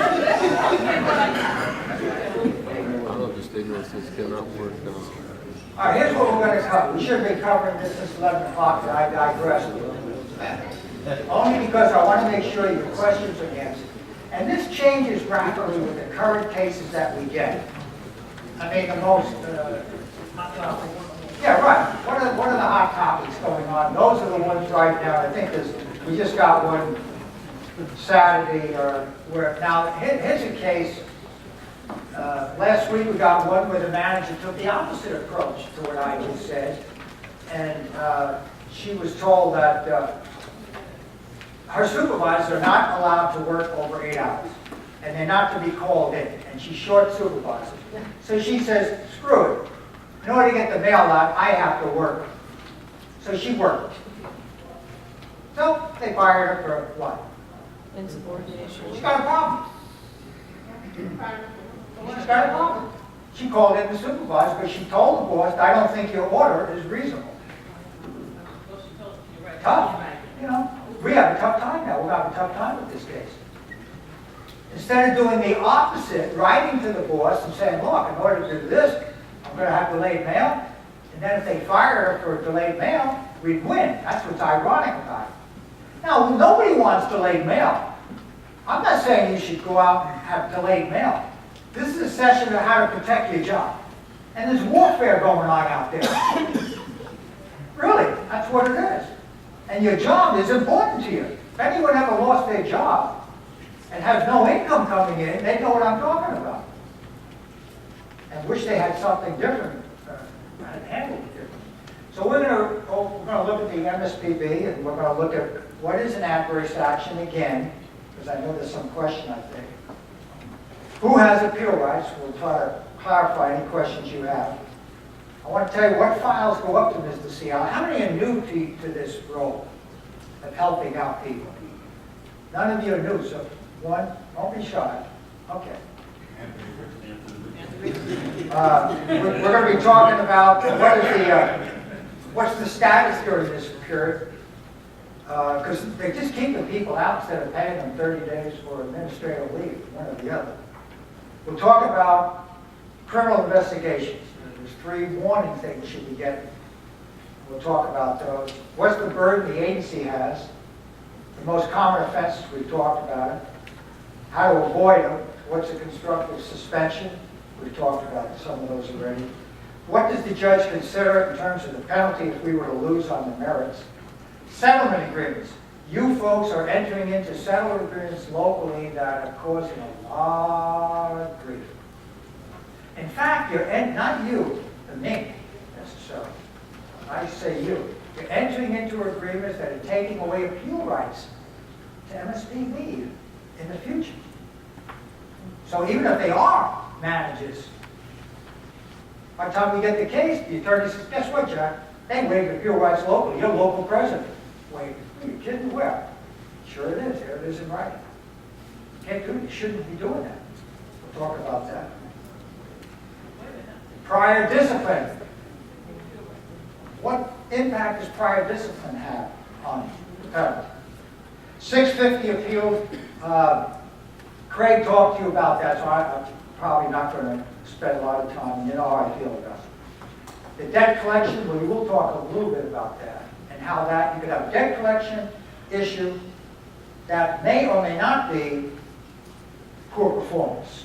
You could be short $20,000 at the window and you won't get fired, but they'll go after you for the debt. Or you could have $20,000 short at the window, they'll go after you for the debt, plus they'll fire you. If they could show a causal relationship between the shortage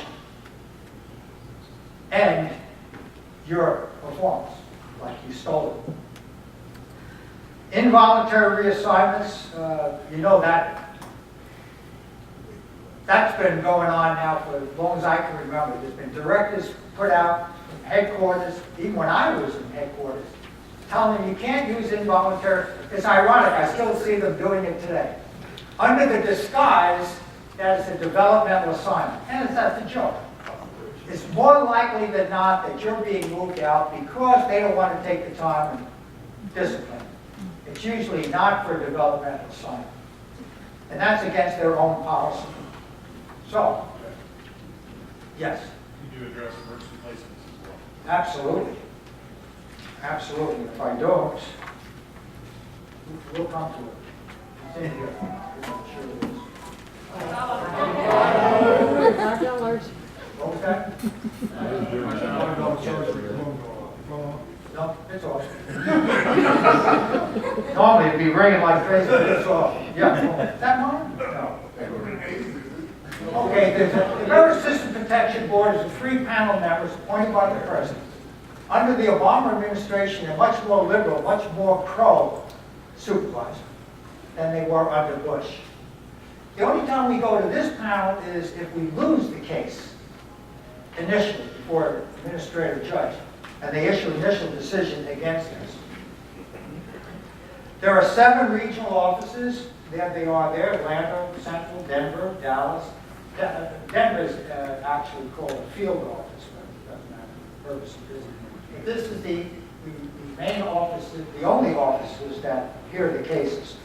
So, if we have a case in the Texas area, for example, we go to the Dallas, we wouldn't go to Dallas, but it would be Dallas MSPB office that handles it.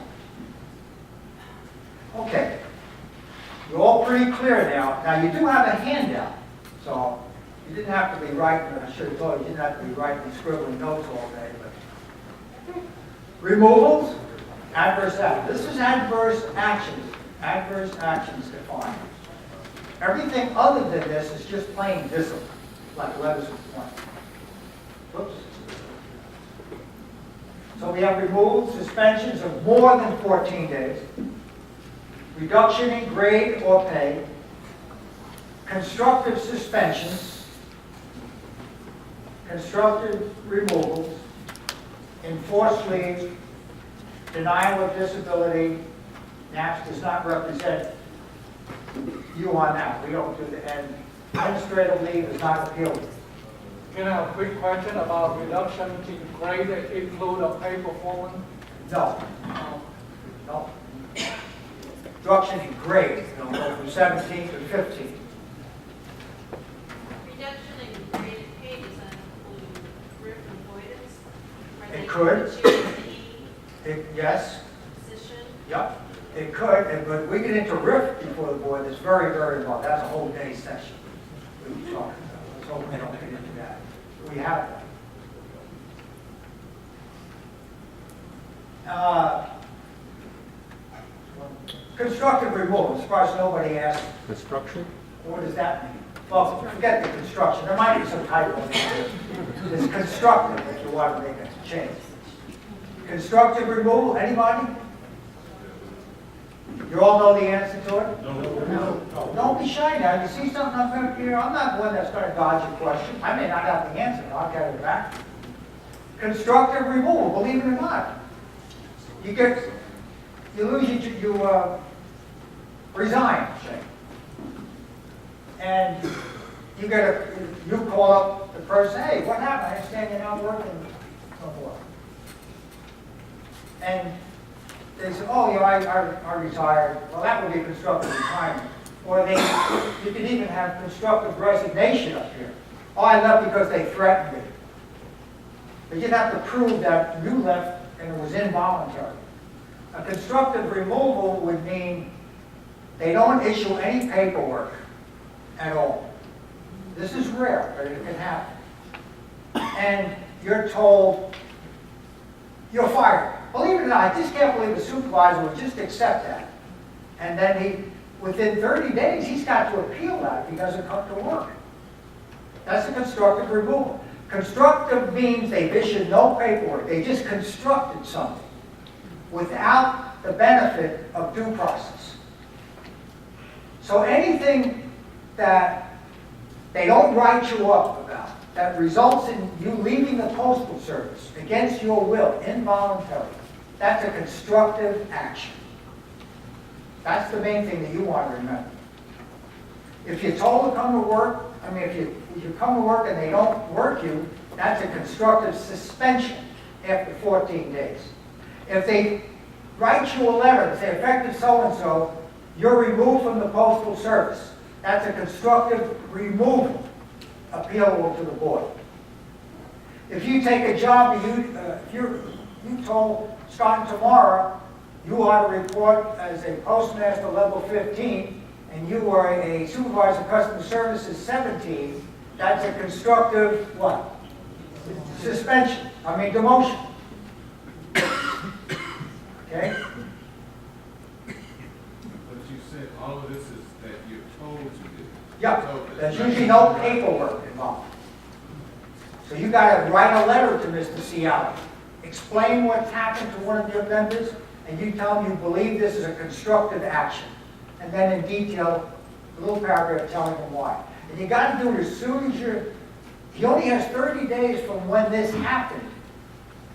So your message at your branch meetings is to make sure they get with you if something unusual is happening to them. So they should still go to work. What's that? If they get a construction removal. Oh, no, they're not gonna go to work. They won't even let them in. So it just was verbal though. Yeah. They should call you. Do you mean they don't get it in writing? They don't get it in writing. Well, they should, you're saying, should they go to work? Well, I guess I'd say go to work, and then they're gonna send you home. But make sure they call you. And then what you do is you call up their boss, say, what's going on? They were told they're fired? They didn't get written up. You see, I told them, then just write the letter to Charlie and get it up there. Get that clock going. Because he only has 30 days from the time that he was told not to come to work. Now, if he says, starting Saturday, May the 20th, you're not to come to work. The clock begins May 20th. 30 days from how you were impacted.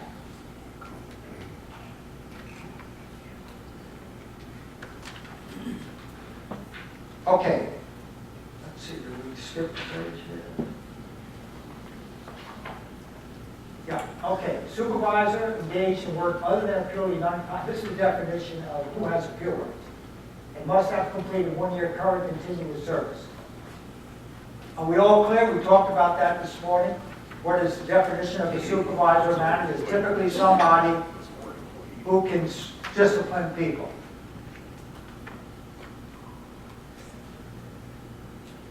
Current continuous service must be in a permanent position. If you're a carrier and you move into it as a 204B, and then you're permanently promoted to that job, and you had 6 months as a 204B and 6 months as a supervisor, you don't have the 1 year. Remember, you have to be a manager and a supervisor and 1 year, not or, and 1 year current continuous service. And when in doubt whether the job is the same or similar, inquire. Don't you make that call unless you're absolutely sure. Usually, same line of work, supervisor, customer service, SDO, MDO, PM, that's all the same. Any kind of management, it's all the same. Doesn't matter what level. It can be a 16 postmaster and a 24 postmaster. It's all the same. Craft and supervisor, you can't combine them to make the year. Yes. When you talk about supervisor, does that mean like a operations support specialist? No. Why they would work for? Without seeing the job description, I don't know if you were here before or somebody else raised it, the gentleman over there. It would depend on the job. You might have been out of the room, but typically, if you want to determine if they're a supervisor, you ask yourself, can this person fire this person below him? Is there anybody like that? Is their job based on the performance of somebody under them, or do they work completely independent? If they work completely independent, the chances are they're not a supervisor or a manager. When in doubt, here's the key.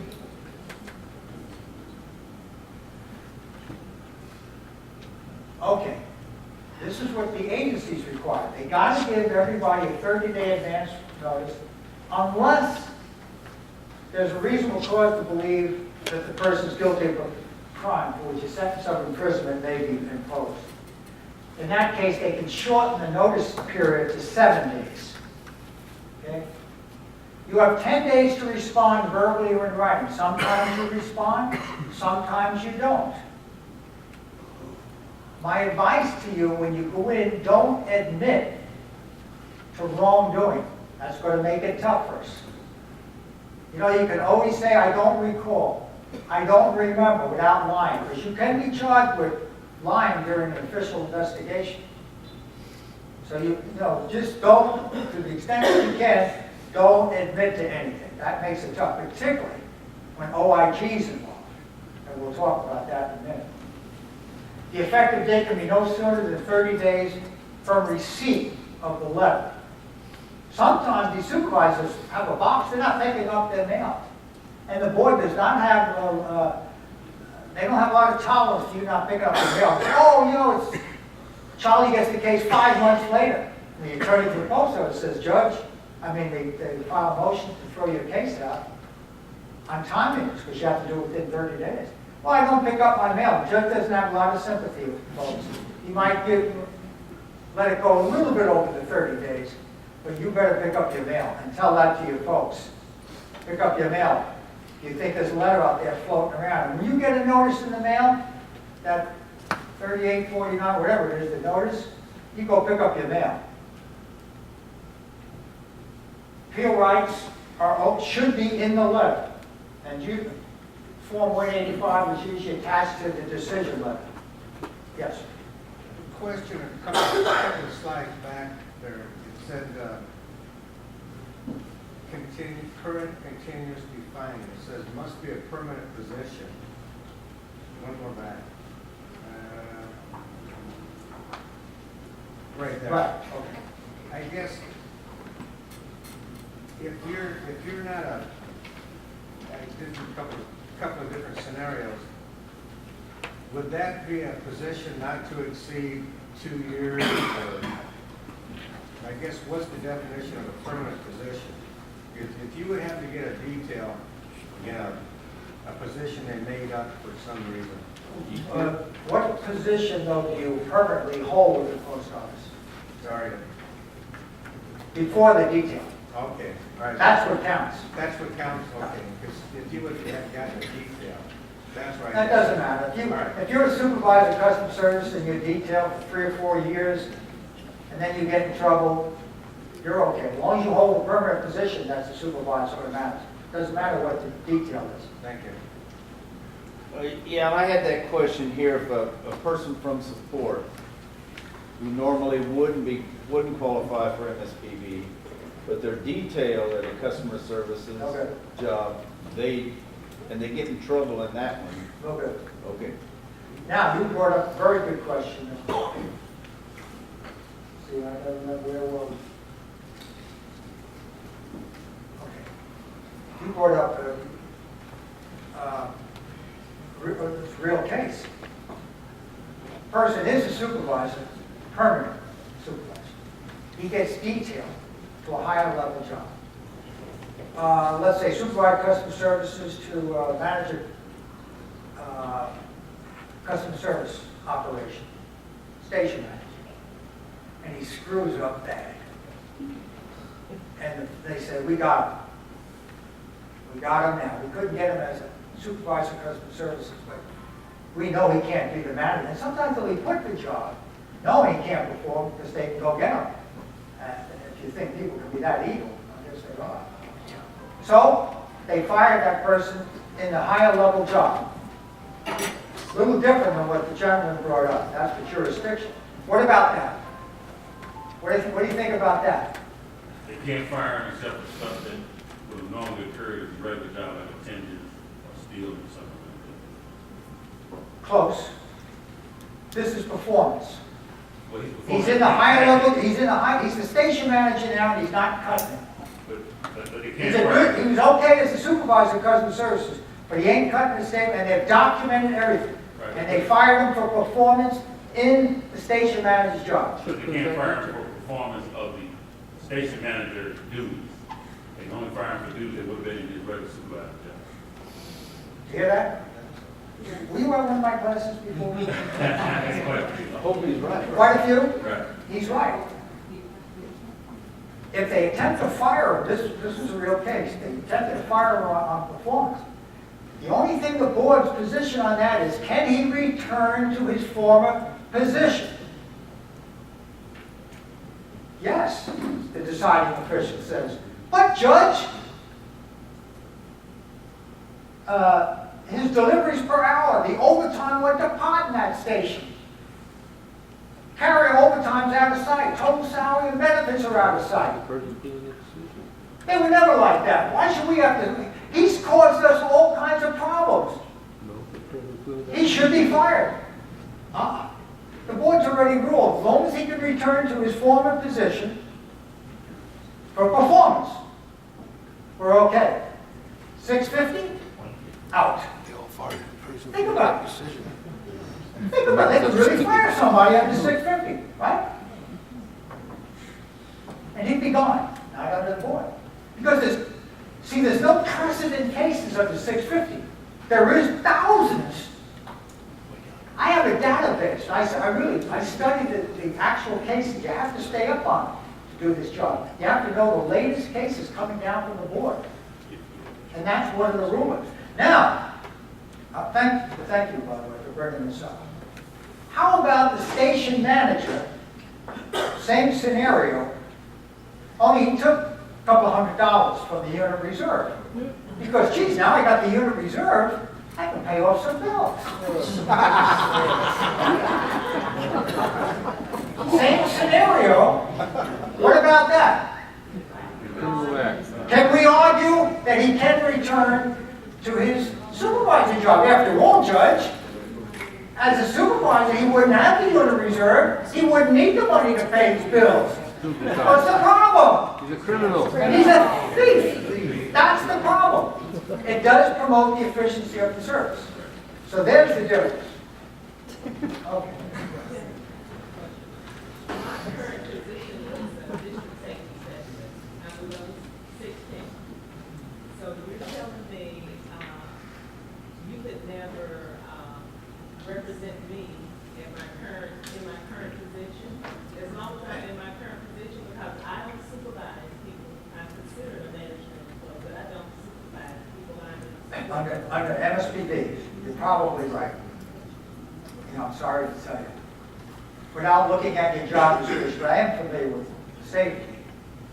But you would agree with me that you're probably not a supervisor by definition, right? Right, I don't supervise. No. Chances are, now there's a case, she's a member, great asset to the organization, she would not have MSPB rights. So stay out of trouble. But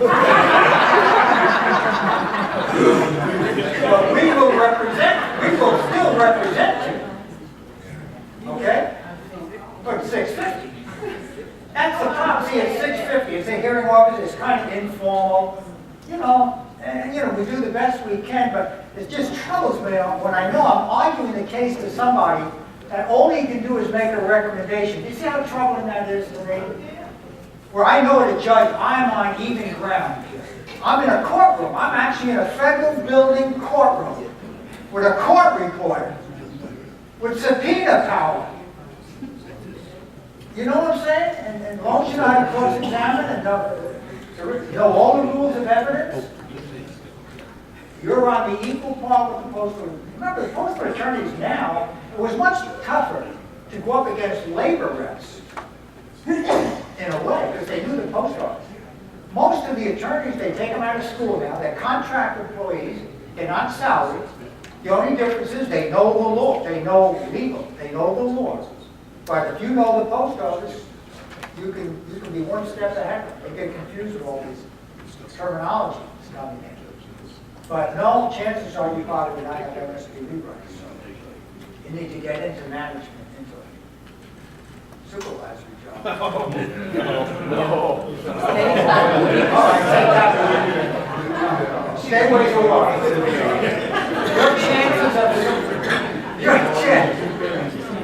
Your chance of retirement is probably better than theirs. Okay, only kidding.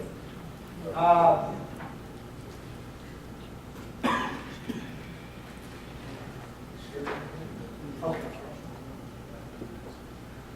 You got to get the message out to your folks, because you don't know when all these people get in trouble. As soon as they get one of those notices, they have to call you. Provide representation during the 10-day notice period. Secure any witness statements that you can. If the charges are vague, you can state that to the deciding official, probably to care less, but bring it up anyway. If settling a case at the local level, do not waive future appeal rights. That's where you're running into problems. just to settle the case, in some cases, you're saying, okay, look at Frank, I can get you your job back. But you're going to have to waive future appeal rights. What's the danger of that? The first time the person sneezes, they're going to be gone. Management will gladly agree to a term like that because they know next week they're going to get the person. Now, if the person you're representing absolutely insists, I want this deal. After all, they may engage in very egregious conduct. A job is a job. I'm not going to tell you you can't. Your client is still the supervisor. My advice to you is to tell them, look, Frank, you can sign anything you want. Yes, you will get your job back, but if you're agreeing to waive future appeal rights, that includes MSPB. The judge will take this, even though it's not sent to their office, like our settlement agreements, he's bound by that. So you want to be, if they say, I don't care, I'll take my chances, get it in writing from your NAPS member. I say, listen, just give me a note that I told you that I'm advising you against waiving future appeal rights, and I still want the deal.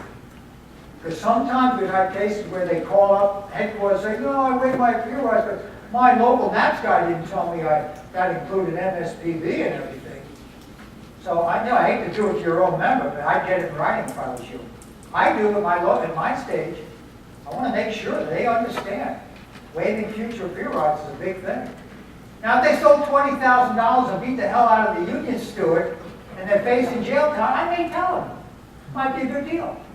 I can't get anything better than that. But I'm just telling you, waiving appeal rights is a big thing. Once the decision is issued, send the file ASAP to Sciala Associates. The person, the appellant, is the supervisor, signs before sending the form. Don't delay, because he only has 30 days to file with the board. If the NAPS member does not file appeal directly with MSP, send directly to. Okay, here's where we're running into some problems. Sometimes the NAPS person now, lately, they've been appealing direct e-filing with the board. There's an e-filing process. We don't do e-filing. I don't like it. We can, but I don't do it. I don't like e-filing because everything comes back e-file. Everything from the judge comes back to my computer. The computer could be down. There might be a storm. I want everything in writing. We don't e-file. I don't like e-filing. I want everything in hard copy. Plus, it's good revenue for the post office. The bottom, so there's where you send the file. Post Office Box 167, and do not put your name down as the rep, folks. You are not the rep at this stage. Mr. Sciala assigns the rep. Because otherwise you're going to have to change that on the form. Now? No, 5 minutes.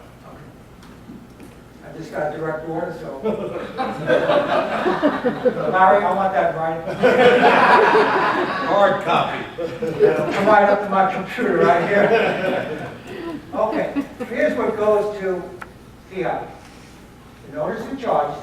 Now you'll have a document from the response to the charges. If you get an oral reply, you submit the summary. The decision letter, the signed, You might get fired now.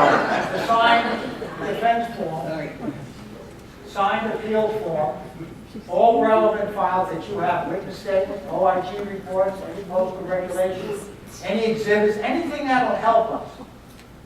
The local NAPS rep should not sign as the rep on the appeal form. And the main thing is do not delay sending the files up to Sciala. Does everybody understand what goes up now to Mr. Sciala's office?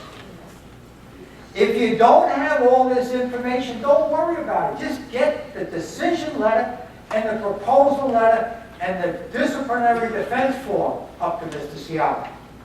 He'll take care of the rest. And if we get the file, after we get the file, Charlie gets it, he files with the board. MSP then will issue an order, an acknowledgement order. to me, whoever the rep is, and to the postal attorney. And then if I'm missing something, anyone that's dealt with me in this room, there's been a few, you know I'll be calling you. I'll be calling you so much you'll be sick and tired of hearing from me. Because you're going to be part of the team that's going to make us win. I'm only concerned about one thing, is winning. Winning's the only thing I care about. So you're a big part of it. So your role will not end when we get the case. You'll be involved. I like to have you come to the hearing. I don't know if you've ever been invited, but you should ask to go to the hearing. So you see the kind of the last product as to what happens, and you will quickly find out the difference between 650 and going before a judge. The person that you're representing, the supervisor, must be in a pay status during the 30-day period. They do not have to work them. Sometimes I'll get a call with Jack, they're not working them. They don't have to work you during the 30-day period. But they must pay you. And not your leave. We even get that. They tell them, look, you're staying out of work. I don't know who these managers are that are making these decisions. Texas. They keep them out of work for 30 days and then they don't want to pay them. And the ones that do want to pay them want them to take their own leave. Now we got two things going. What do I got going? We got the removal. And they're being told to use leave during the 30 days. What is that? Enforced leave. Now, two things then will go before the judge, believe it or not. And the other thing is, if you have a supervisor that goes beyond the 14, and then they remove him, you got to make sure that we find, you tell me that. Because I'll get the 14 days back. Because they went beyond the 14. Plus we have the removal. So we try to win the removal and get your 14 days back. But if it's just 14 and they bring them back to work, you have it, you have that only at 650. Okay, we're going to take a break right now. And for how long? 20 minutes. 20 minutes. Wow, that's a generous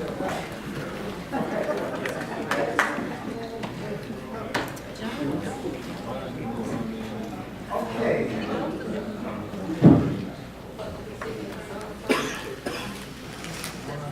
So you know the status during the advance notice period.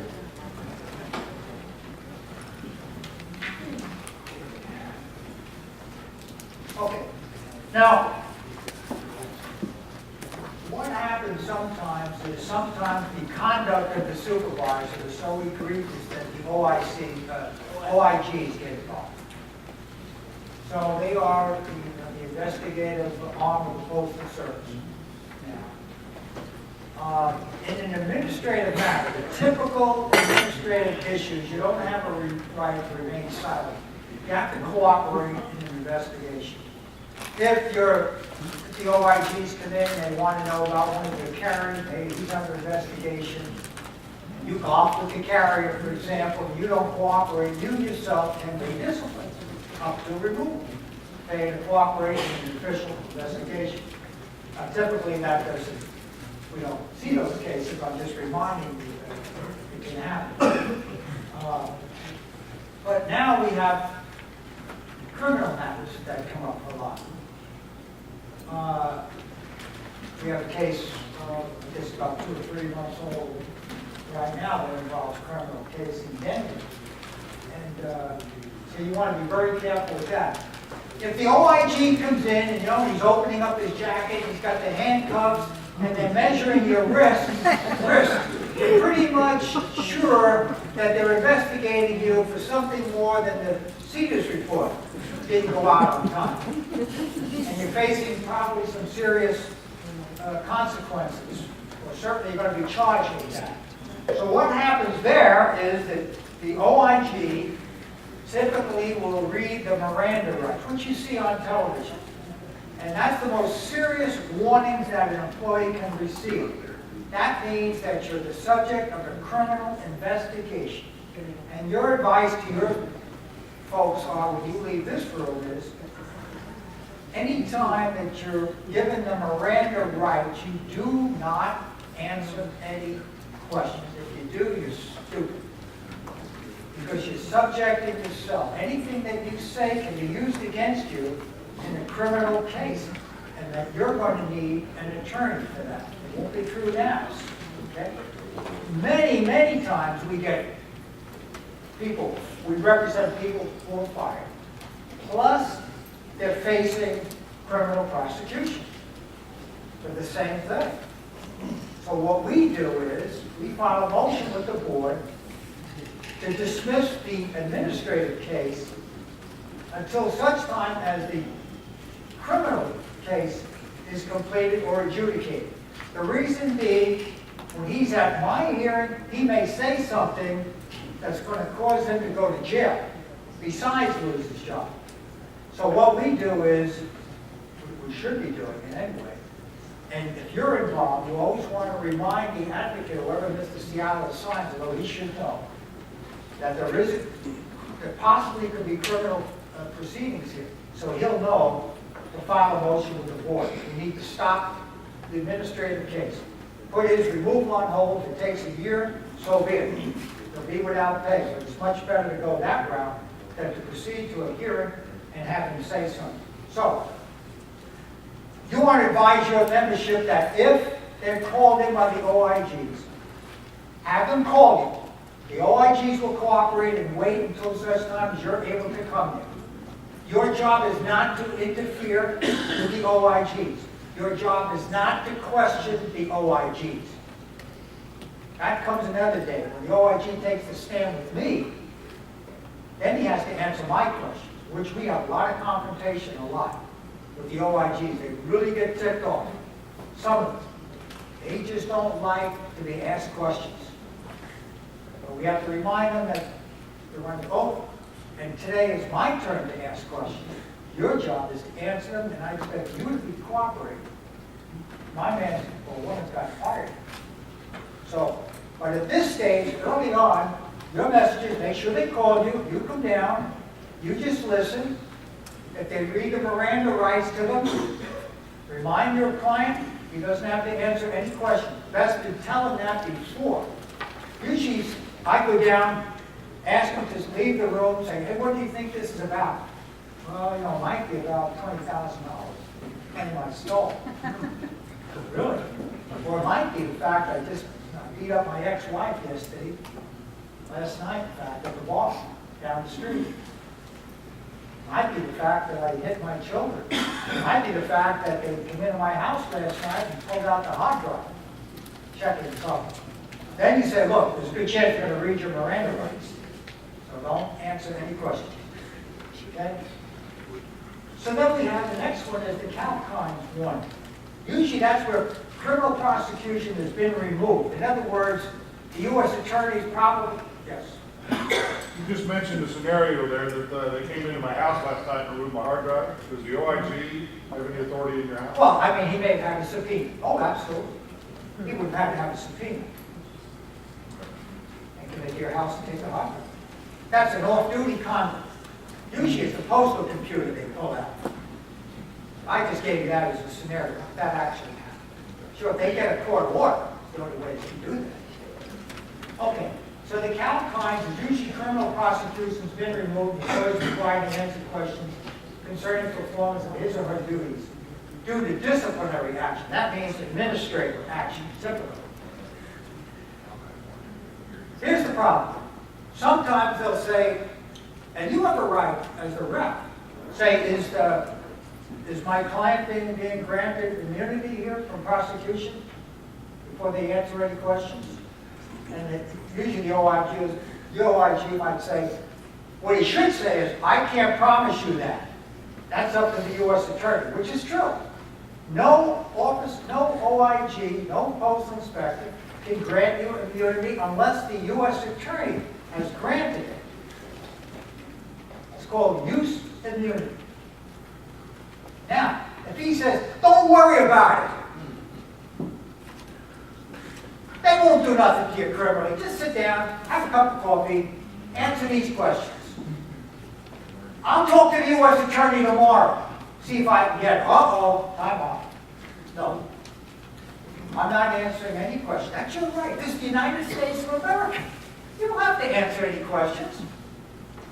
if you think you could be the subject of criminal proceeding. And any person tells you they don't know, they know.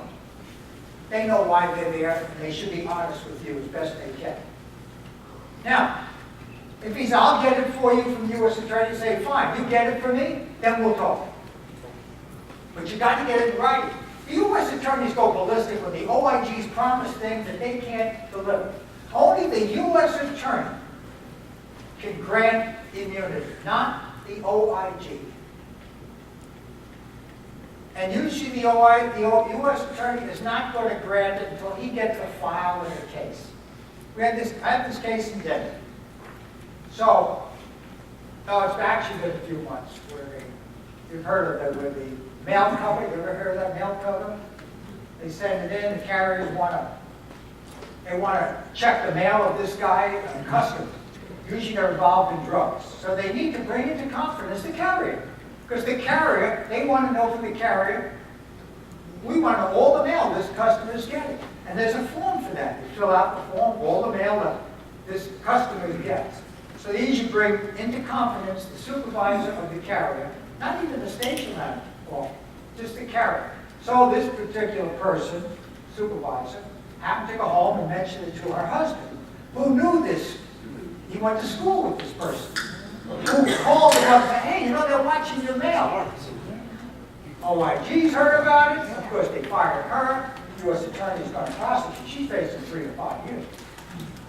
Just for going home and telling her husband. Because she put people's lives at stake here. So, what we do there is we try to, so she needs an attorney, a criminal attorney.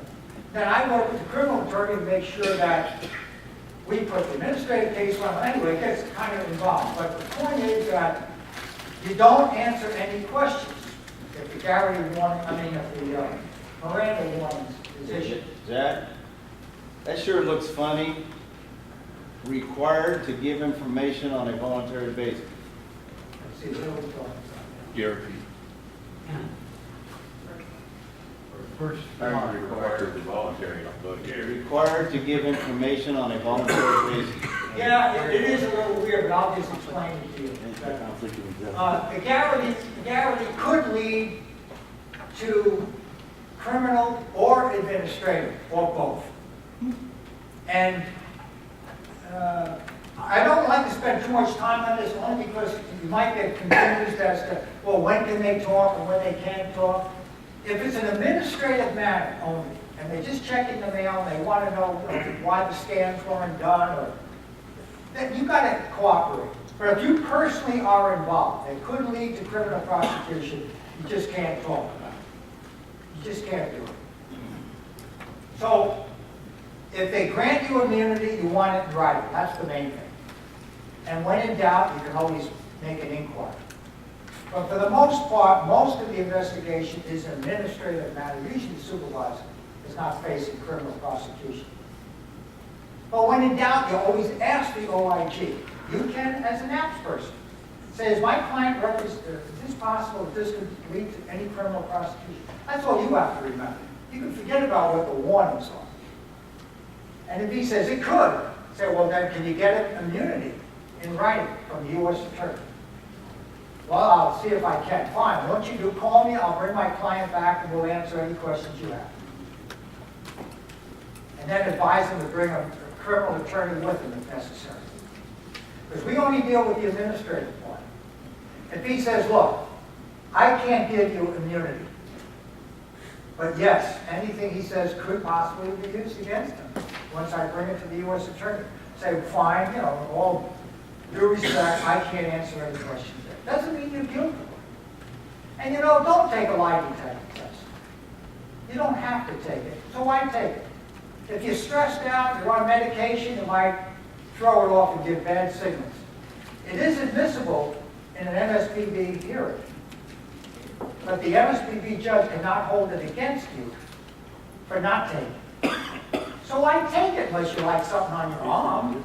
If you like some pressure and it makes you feel good. Why would you do it? There's no need. Some people just like to have their own. So there you go, when in doubt, ask to be used against you. If yes, remain silent, don't be intimidated. If guaranteed immunity, get it right. You can be disciplined for lying during an investigation, which can be a separate charge to the underlying conduct that they're investigating. Lie detector is not required. Yes? Can you go back? The first comment, I thought you said that if it's administrative, you've got to answer questions. Yes. It says, No criminal. Now, there's no criminal involved at all. And there might be a fine line there, so you have to be careful. But if it's an administrative action, you're required to answer the question. How you answer them is one thing. okay, but they say, always ask, if you ask them, okay, could this be used against me in the criminal or administrative actions? They say, no, it's not criminal, but it's administrative. So you've got to answer the question, Yes. right? Sure. So ask And you how and things. you're there as a witness. Now, if he tricks you, he says, no, it's strictly administrative, this is not criminal, and you're there as a witness, right? And then he starts asking questions that sound like this could be criminal. I'd stop the conversation. Say, I thought you said this could, this is not involving any criminal prosecution or potential. Sounds to me like it might be. You just mentioned something about my client may have taken some money. Right after you told me it was administrative, now you're asking him, do you know anything about the $20,000 shortage at the Des Moines station here? Sounds criminal to me. So it's a fine line. You have to be very careful. Yes. And they can lie to you too, right? What's that? And investigators, they can lie to you too, right? Can they do what? Can they lie to you? Can they lie to you? Yeah. I hope they wouldn't, but they shouldn't be lying to intentionally, no. Well, I mean, they Can they? can't, Yes. they can't construct no evidence, but they can lie to, I believe.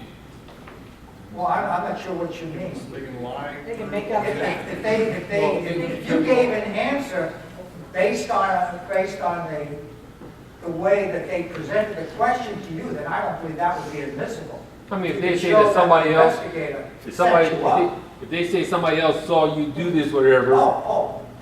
even though there is no other witness that, saw you do it, that'd be a lie. That would be a lie.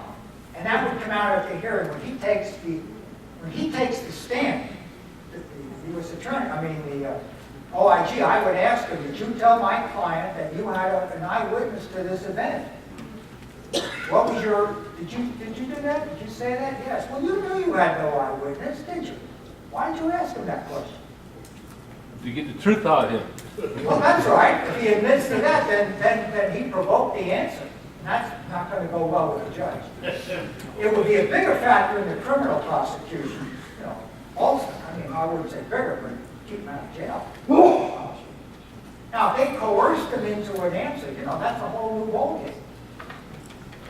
Sit someone down there for 8 hours with a hot light over them, and pouring water over their face and waterboarding.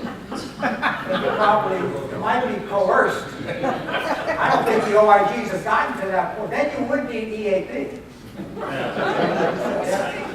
Sometimes that's just vague. They may say, whatever you tell us, it'll be okay. That's right. And that's just being vague. That's right. Because you don't know if it's okay for the No, OIG it's or not, okay for you. that's not a true statement. Anything you say may be okay. Right. Look, it's a tough role for you to play. You know whether it's criminal. You know what I'm saying? You pretty much know. If it's just a typical, usually the OIG, remember, if the OIGs come in, you got to be a little suspicious that it could be criminal. If you have the normal investigative interview with your boss, then it's not. But if they turn it over, sometimes they'll have a team. They come in and they investigate it. Then based on that report, the district manager may turn it over to the OIGs. The OIGs now come in and they do an investigation. Surveillance, you might be on injury comp. That's a big thing. While you're getting OWCP, you're out bowling. You're supposed to have a bad back. You can't walk. You shoot 290 at the bowling alley. So the OIGs are going to get involved in it. Now, they may turn that over to a U.S. attorney even. It's possible. So you always have to ask. Oh, my booth? Go back about 3. Oh, Go back about 3. oh, thank you. Oh, right there.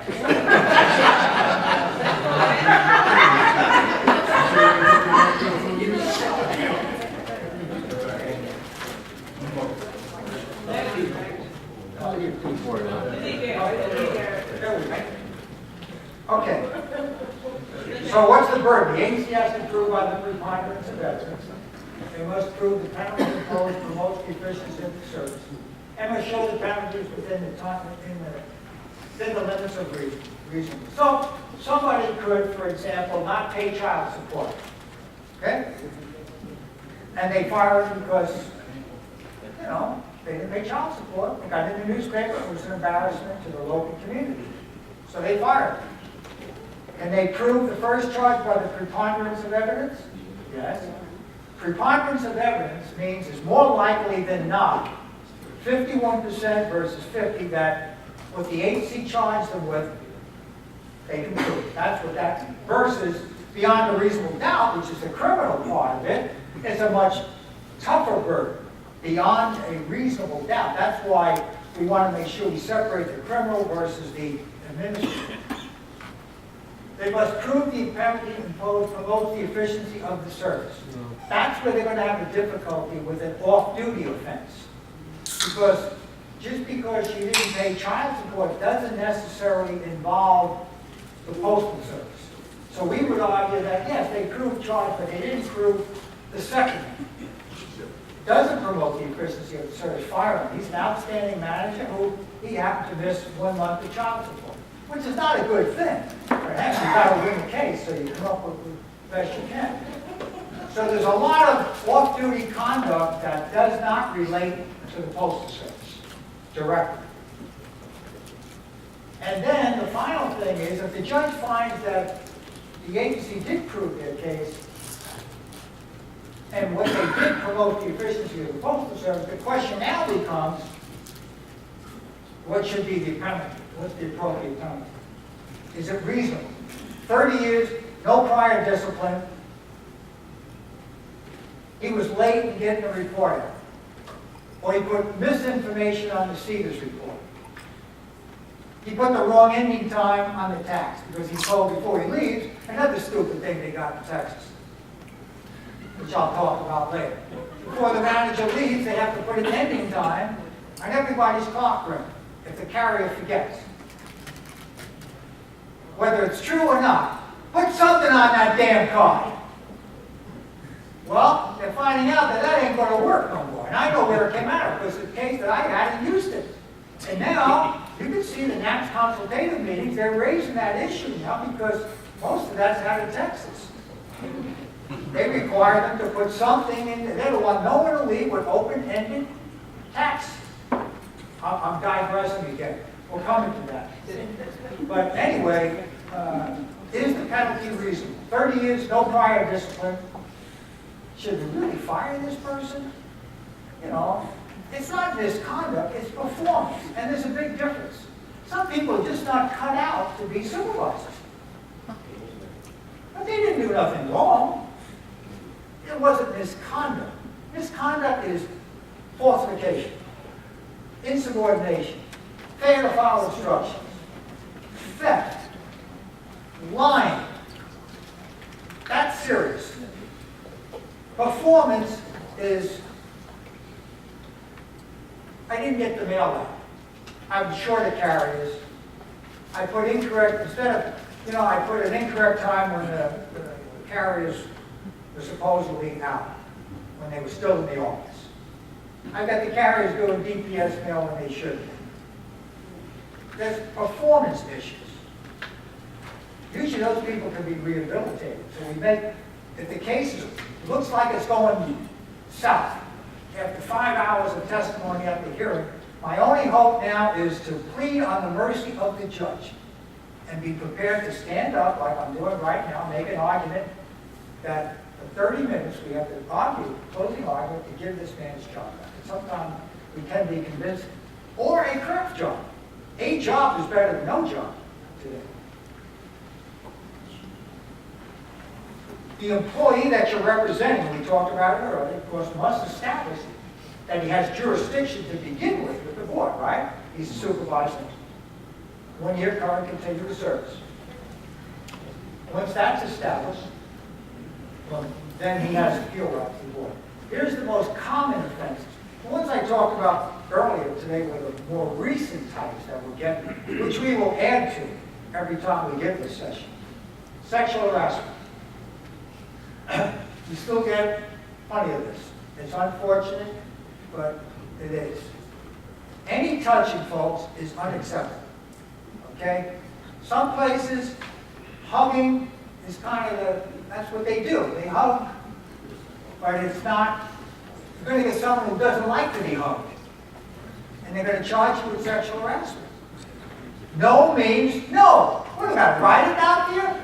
No means no. If the woman don't want to have lunch with you, or the man doesn't want to have lunch with you, that means no.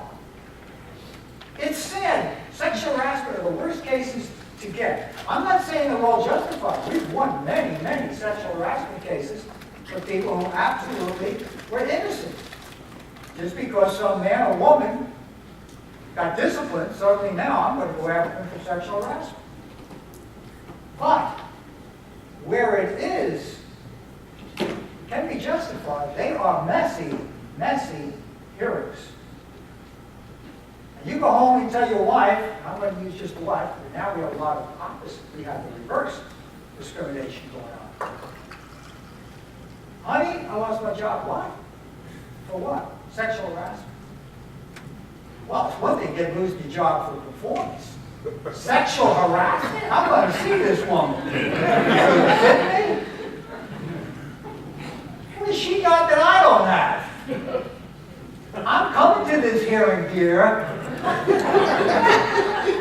Then I get a call, Jack, can my wife come? Yes. Well, can I keep her out? No. It's public hearing. Public, open to the public. So it does get messy. Doesn't mean you're guilty, it just gets messy.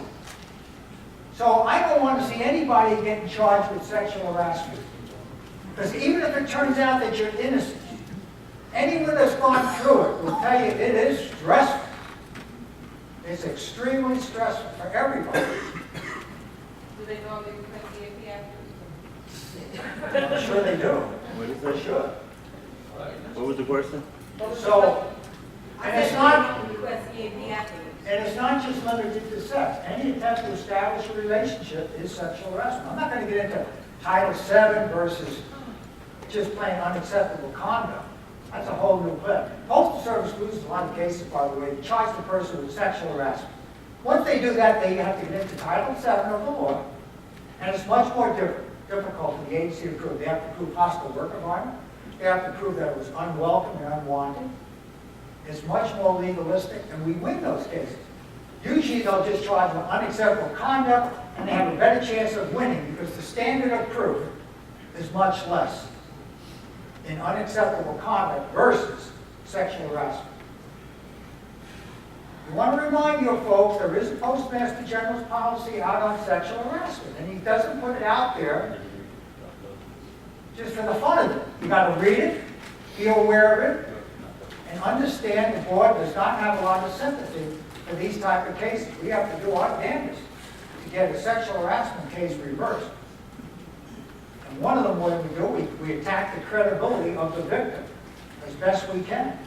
Find out everything we can again about him or her through discovery.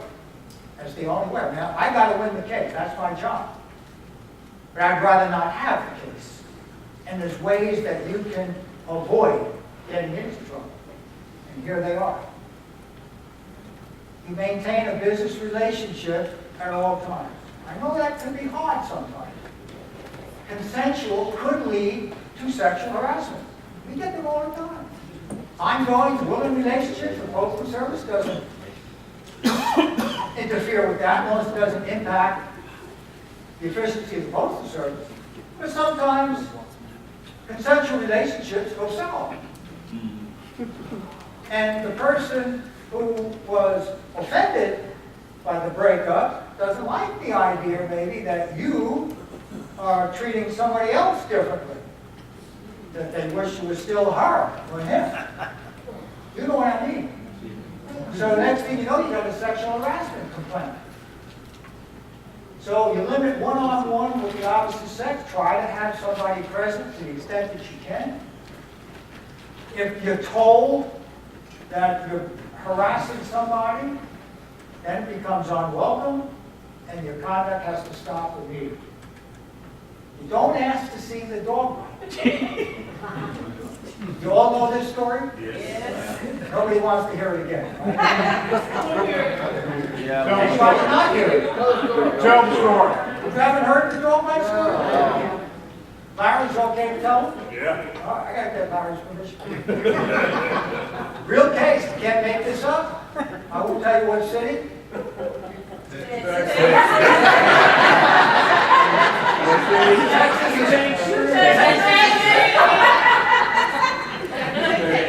Texas is, I'm putting this down.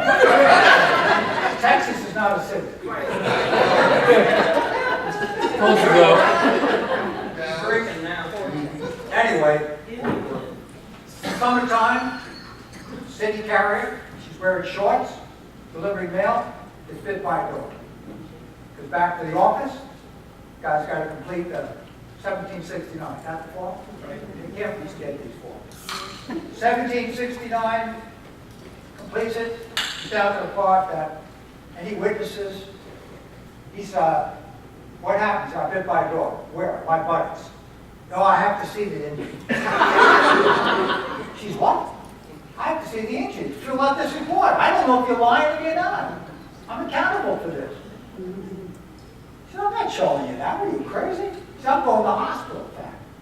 So he accompanies her to the hospital, then he insists at the hospital to go behind the screen with the doctors to see it. Tell them, this is part of my job. The doctor says, get out of here. So, that's the case. They disciplined the supervisor. Okay? I won't tell you how it's settled, but we did resolve it. He'll never look at door bites. So, you don't ask to see the door bites. As more and more people come to these sessions, I'll take it off. Jack, I have a question. Yes. How often do you have cases on women harassing men? I have a couple questions. And then, are you seeing more same-sex harassment, and how difficult is it for you to fight those kind of cases? Okay, we have a case right now. I won't tell you what city. It's not Texas. Texas is a city anyway. Anyway, it's a, I wouldn't mention names, of course. It's a female high-level manager who's been charged with sexual harassment, and the accusers are women. Now, the woman is gay. The person I'm representing is gay. She's admitted that, and everybody knows it, that's fine. The person the accuser, of course, is not gay. And she just goes around, and I need you over here, and she touches her arms, and this is out of the question to this other woman. So that's the case. And what was your other question? How often do you, I asked about the same sex, how difficult is it for you to win those cases? And then the first question was about how often do you get cases with women harassing men? I had one case with women harassing men that we settled. That's the only one. Very few. I've only had one with the same sex, which we have right now. That will be, actually, she's applied for disability retirement, so the case is on hold pending OPM's decision. I'd rather not go to a hearing on that case, but that will go to a hearing. I've just had one. All the others have been the male has been the accuser, and the women has accused the male. He's always in a position of authority. So, it just, you don't, no is no, and that's it. Just ask yourself, does this involve moving the mail?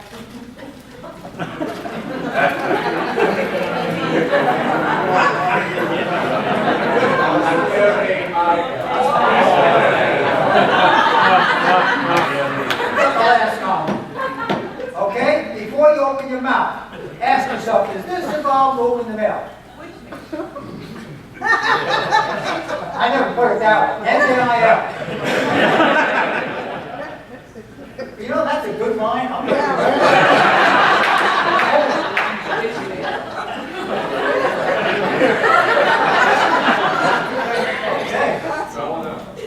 because we'll be in Yellowstone in 2 weeks, I'm going to break that. Nobody from here will be there. Okay. Falsification. Okay. Agency makes some dumb mistakes when they write a charge. We win more cases because, is anyone from labor right here? I can't tell them the secret. They charge people with falsification when really all they did was make a mistake on one of the forms. In order to prove falsification, you have to win willful intent. You have to go willful intent to mislead or deceive. See, each case that comes in, when you get a notice of charge, you see an umbrella. You see the charge? It's written on top, charge 1. You know what I'm talking about? Right there. As soon as we look at that, we forget everything below it. That charge they have to prove. Every charge before the board has elements that they have to prove. Even if the person's guilty as sin, if they can't prove it by the elements, we win. It's a wonderful process. Sometimes the win never go into a hearing because the deciding official relies on prior discipline that wasn't cited in the proposal notice.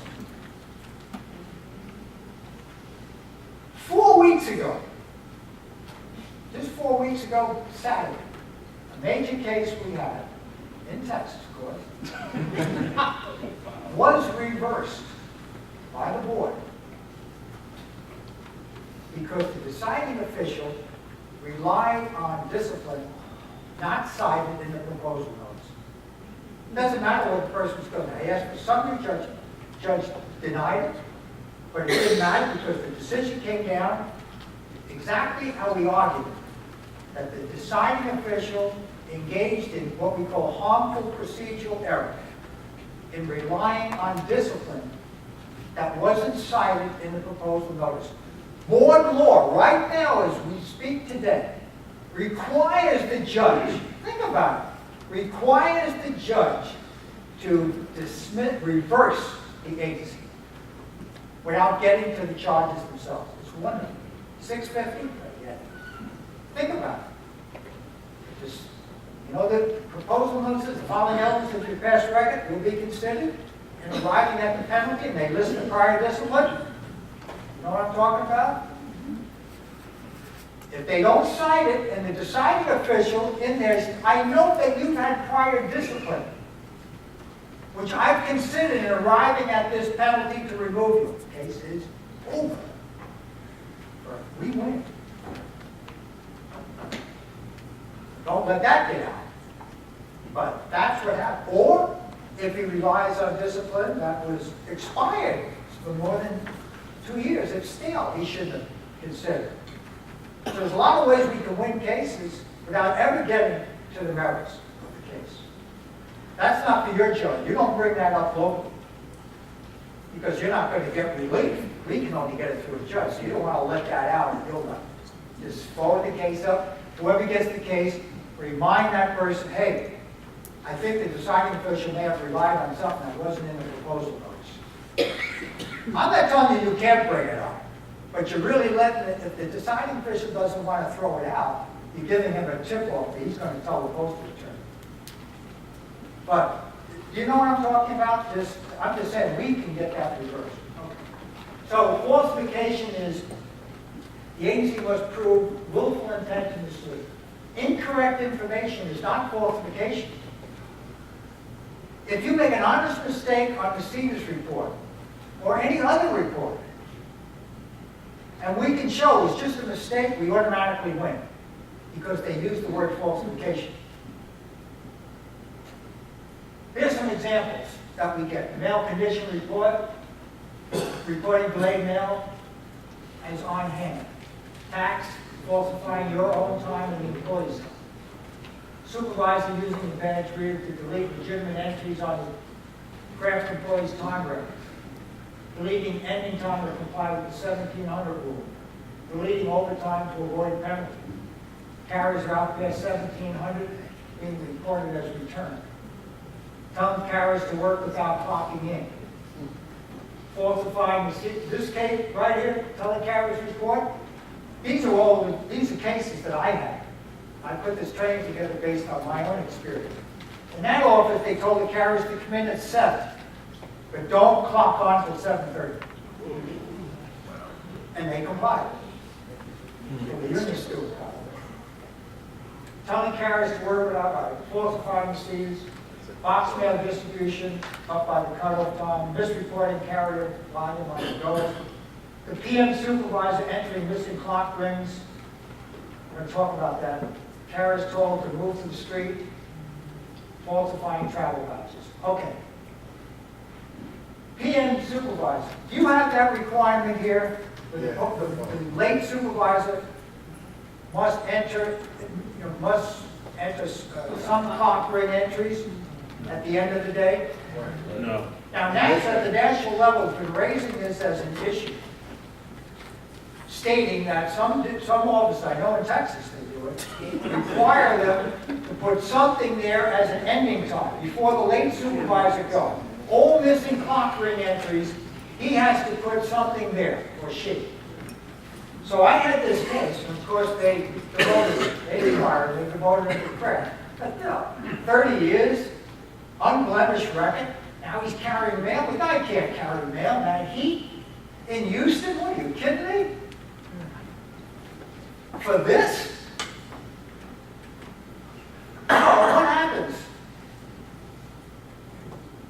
I see the order. It's in writing. You're not to leave the PM supervisor. You're not to leave. You have to. Your last job is to work there. So we had the deciding official. And I think the postmaster in Houston. That's who was the deciding official. I asked him.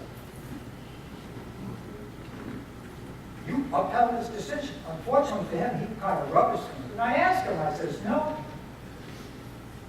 You demoted him for. Yeah, that's our policy. Okay. Well,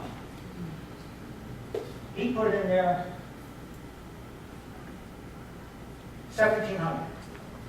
He did that about 7 p.m. He put in 5 p.m. Why did he put 5 p.m.? Because that's no carrier is supposed to be out past 5. He didn't know what to put in. He thought that'd be a good time, 5 p.m., right? Sounds good to me. He put in 5 o'clock. The problem for the guy I'm representing was his last scan of the carrier that he put in for 5 was 6:30. Right? So I asked the deciding official, I says, how is it you demoted him? He said, well, because he put in there 5 o'clock, knowing the carrier was still out. And he did that. He falsified, and he did. But was there willful intent to mislead or deceive? I says, and he says, and he put 1,700 in there because all the carriers should be back by 1,700. So he just did that automatically. I said, well, what else should he have done? What else could he have done? Fatal mistake. He should have reviewed the MSP scans. You can't do that to the next day. You can't do it to the next day. I'm not sure if he knew or not. I can't remember. That's what comes out the next day, doesn't it?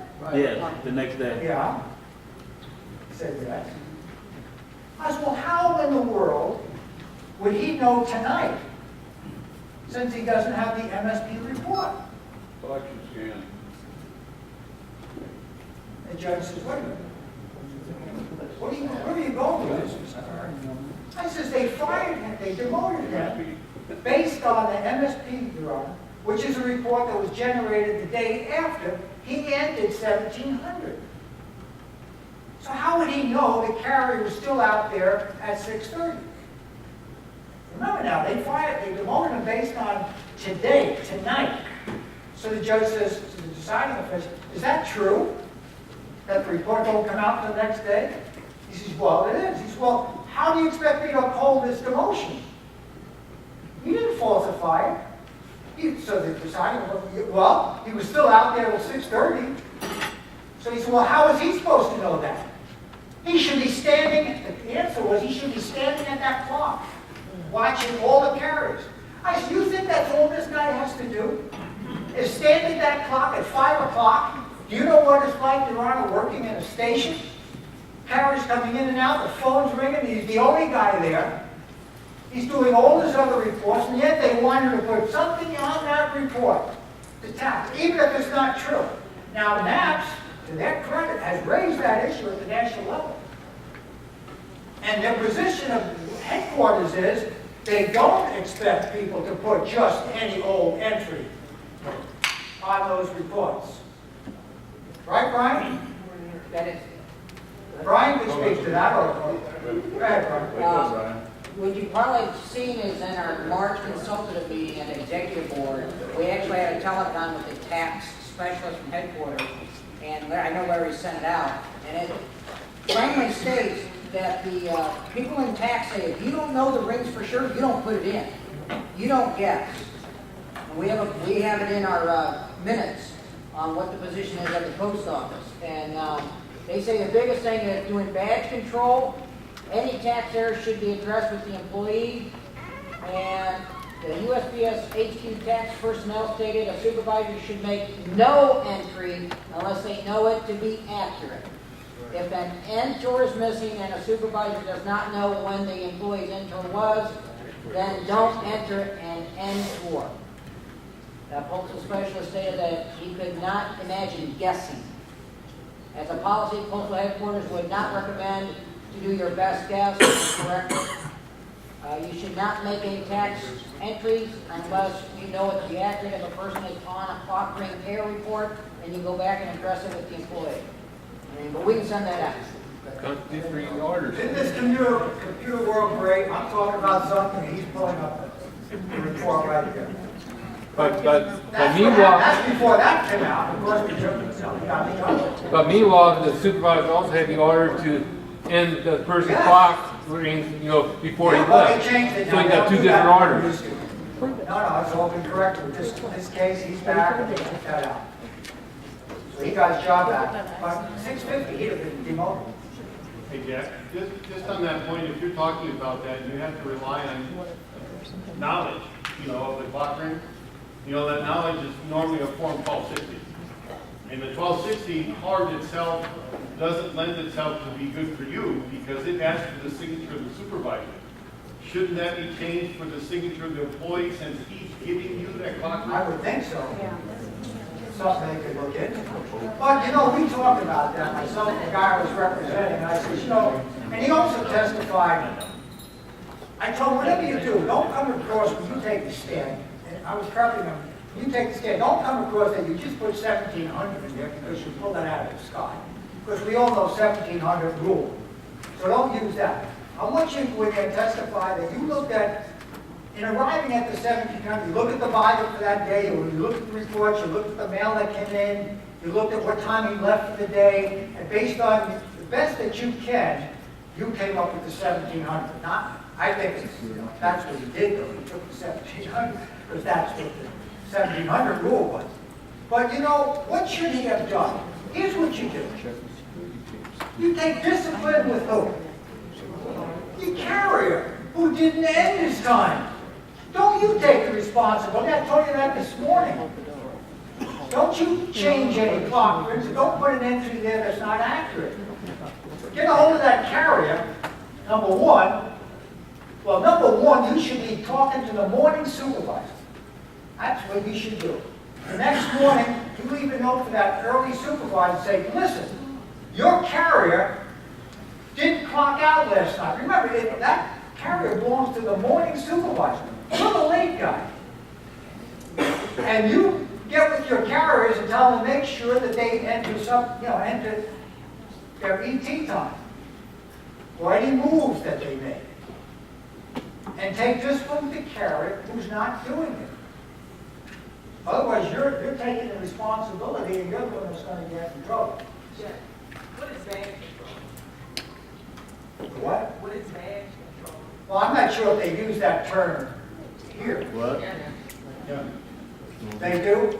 What is it? Badge control. In other words, when you have your badges are in a lockbox, and you're supposed to maintain control of those boxes, people are supposed to be clocked into appropriate operation, and that badge is supposed to be sitting there. That's part of Yeah, that. that's Unlock it 5 minutes before they begin. Right, it's always, I mean, it's in, I think, your time and attendance and. Make sure you have. The other one was carried over moved in the street while performing office. That was a real case. The supervisor went down the aisles. You know, there wasn't a lot of carriers come in on time. The mail came in on time. So they should have gotten out pretty much. And he thought they were slow enough. And he went around like this and says, let's move. I remember him demonstrating it at the hearing. Let's move. You got to stop moving. He started moving to the street. 2 carriers went over and actually moved MV. They moved to the street. They moved to, I want to say 722, 721. 21. It's one of those 2, right? And they actually moved to that operation. So, they demoted the supervisor for having them move to the street while remaining in the office, only to improve the office time. And it had everything to do with efficiency and performance, which is a no-no. Falsification, so they demoted the supervisor, and we won the case. We won the case at the hearing based on the union president, believe it or not, of the NALC. He called me up and said, Mr. Barry, he never told them to move to the street. That's BS. He went around and said, let's move, we gotta move. They didn't have a lot of mail. And he swore under oath, he was a great witness. I said, you mean, and I said, would you get up and demonstrate for your honor? He said, yeah. I said, look, we're going to make believe this is the road here. I want you to go right behind this. He went, I remember him going right behind it. Tell me what the supervisor was doing. He went like this. Let's move, come on, you don't have that much mail. Let's go, let's move. The judge, the female judge, she's up there, she's going like this. Wait a minute. What does this move mean? I'm trying to explain to her, well, there's a move, M-O-V, then there's an M-V with the tax. Actually, move, it's an operation. You got a B-E, B-T, like O-L-I-L. B-T, E-T, M-V. move. They're moving all the time in the Postal Service. They're out there in the route and they're scanning your honor where they are. It's like the post office knows where the carriers are all the time, and they are entitled to accurate reporting. But this is ridiculous. He didn't say he actually moved to another operation. Oh, anyway, that case was thrown out too. I mean, you have to wait for the decision. We did get a decision favorable. We never should have gotten that far. Somebody in labor should have put a stop to that. But there's an example of a non-member. A non-member would have gotten fired. You understand what I'm saying? He would have gotten fired. If he heard this story right now, he'd be asking you, where the hell is that 1187? I'm signing. And he would sign up. Otherwise, he needs the CEAP or somebody. He needs real counseling. I'm telling you, that's the joke of it. You can't make up these cases. And what did they do? They turned off this manager for life. This supervisor will never be the same. All these cases that if we are fortunate to win, the trauma that these people went through. Think about it. It's their livelihood. No food. I've had people call me up 11 o'clock at night. I'm not allowed to work. What can I do about this? I can't pay the bills. So they give them the back pay. What the hell do they care? It's not right. It's war. It's an action. This is warfare.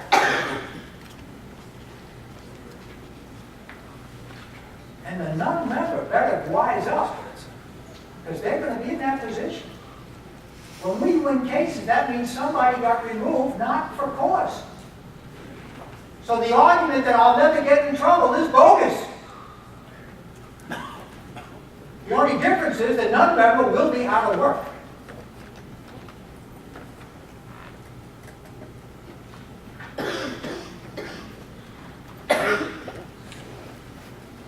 So how do you avoid falsification? Report accurately on all your reports. If the mail is delayed, report it. You don't report it today, you don't report it tomorrow, you think, hey, this is a pretty good deal, nobody's looking. It might be 3 months, and in comes the OIGs with an investigation going on. You think you got away with it, you did. Hey, if it's due at 11 o'clock to Cedars and you have an opportunity to correct it by 1 o'clock, correct it. Don't think you'll never get caught. We can defend it if you made an honest mistake. It is what it is. But if you don't report it, it's falsification. If the carriers are out there 1,700, report it. Take corrective action with the carrier, if that's what's needed. The judge will be sympathetic. He knows the real world. If you have people under you that screw up, as long as he sees that you're aware of it and you're taking some corrective action with the employee, he will not support a removal against you unless you're involved in some very serious misconduct. Don't change the tax unless authorized to do so. You've got the report, you've got the forms to 1260s or 1017 A and B, whatever it is. Have forms 1260, 3971 on file to justify any entries. Never falsify tax to cover for using overtime or penalty overtime. Use 1017 A or B when required. If the carrier works overtime or penalty, you pay them now. This ain't a bank. You don't pay them later. You pay them tonight. If you work tonight, you pay them tonight. And get that message to your folks, because they're going to lose their job. You don't pay them another day. If you discover you made an incorrect entry in the Cedars, go as the sector, correct it yourself before somebody else does. If you correct it, you'll never lose your job. I don't care what they do to you. Judges know we make mistakes. We're humans. And they even corrected it. He's not going to uphold the discipline. Don't protect the employee. Remember, it's better to report a planned failure than face falsification. If you're the PM supervisor and require to clean up clock breaks before you leave, follow up the next day to make sure the entries you made are not inconsistent with the MSP standards.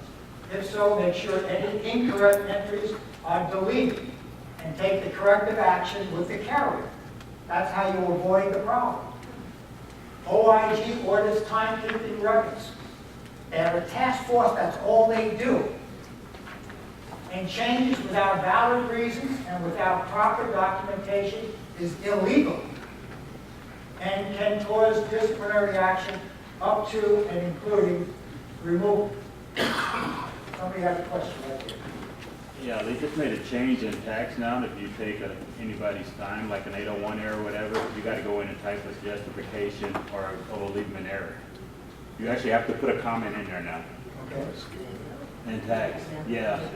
If you disallow any time now, you physically have to go in there and type in a comment why you did it and what was the reasoning, or it'll leave that employee. At least you can justify it. Yeah, you have to justify what you're doing. AWOL. Occasionally we get this, but not too often. Absence. This is the board requirements. When anything I can show up here where I define something, that's defined by the board. That's what's nice about it. It's absence for duty, and the absence was not authorized, or request for leave was properly denied. So, not only does the agency have to prove that you were able, but they have to prove in denying your request for leave, it was proper. So we through discovery, we'll ask how many people were off that leave, see whether or not you should have really been denied the leave, and maybe you should not have been denied the leave, or it was a personal thing. All that would come out of the hearing. But you never have the right, never be able to do it in 650. So, a little tip, if you have one of your employees is incarcerated, And obviously, they can't come to work because there's bars right in front of them. So what the thing you want to do is get them to request sick leave. Little tip, get a 3971, request sick leave. Will you be successful? Not necessarily. But you have a shot. After all, it is very stressful to be in jail. Correct? I'm serious. It is very stressful to be in jail. And would you be inclined to be sick while you're in there? Yes. You're stressed, you're sick, okay? You're requesting the 3971. Well, I would then, on the direct examination, ask the manager, why did you deny his leave? Because he was in jail? No. Well, why did you deny his leave? Well, he might say, yeah, he was in jail and he couldn't come to work. Well, that's not a... Yeah, but he requested sick. Suppose he wasn't in jail. And he just wrote and said he was stressed out. About 3 times. How far back? No more. So, he's stressed. Would you approve if he wasn't in jail? I may have. If you get him to say that, you got a pretty good chance of winning.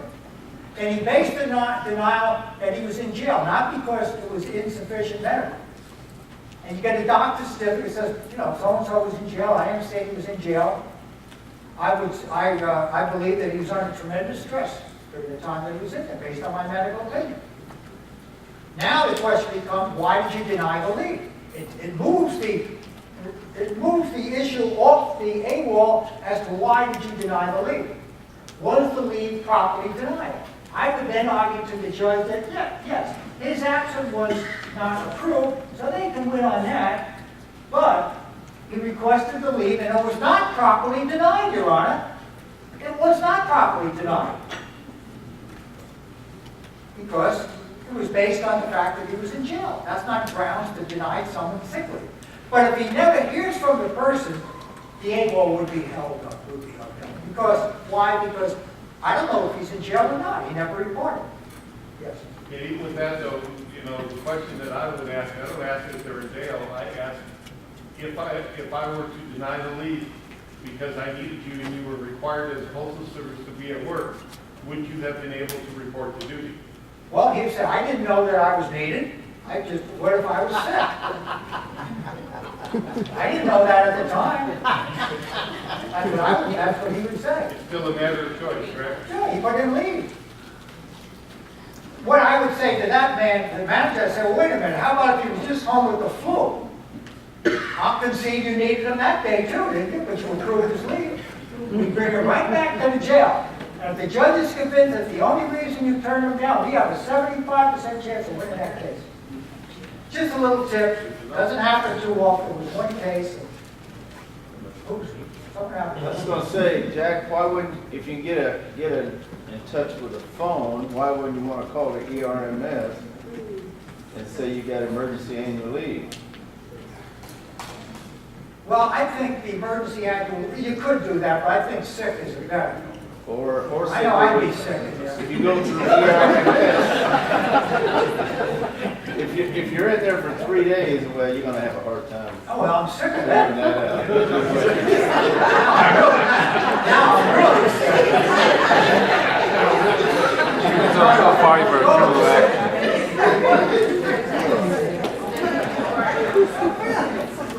No, I only avoid it, stay out of jail. Request leave in advance, obtain approval. If sick leave, request in advance if possible. You have a dentist appointment coming next week. Get the request in. LWOP is no automatic right to grant. If you're incarcerated, no defense for AWOL, request leave. Put an SL there, sick leave. FMLA, if eligible, they can't deny you FMLA if you meet the criteria, of course.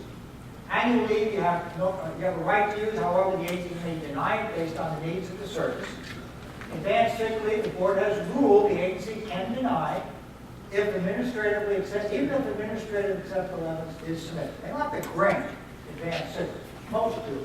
If you deny leave and like LWOP or advanced sick leave, and the supervisor changes to AWOL, the board will look to see whether the agency abused their discretion in denying it, what impact on the efficiency, and was there a foreseeable end to the leave.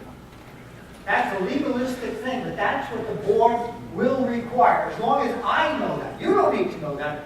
I need to know that in order to argue. Take each one of these sentences, break them up. If they meet one of them, but they don't meet the other, we win. If they meet all of them, they win. It's a big game. It's a wonderful game. As long as you know the rules of the game. And like I say, it doesn't matter whether the person's guilty or not. It's can they prove? Can they prove it? 650?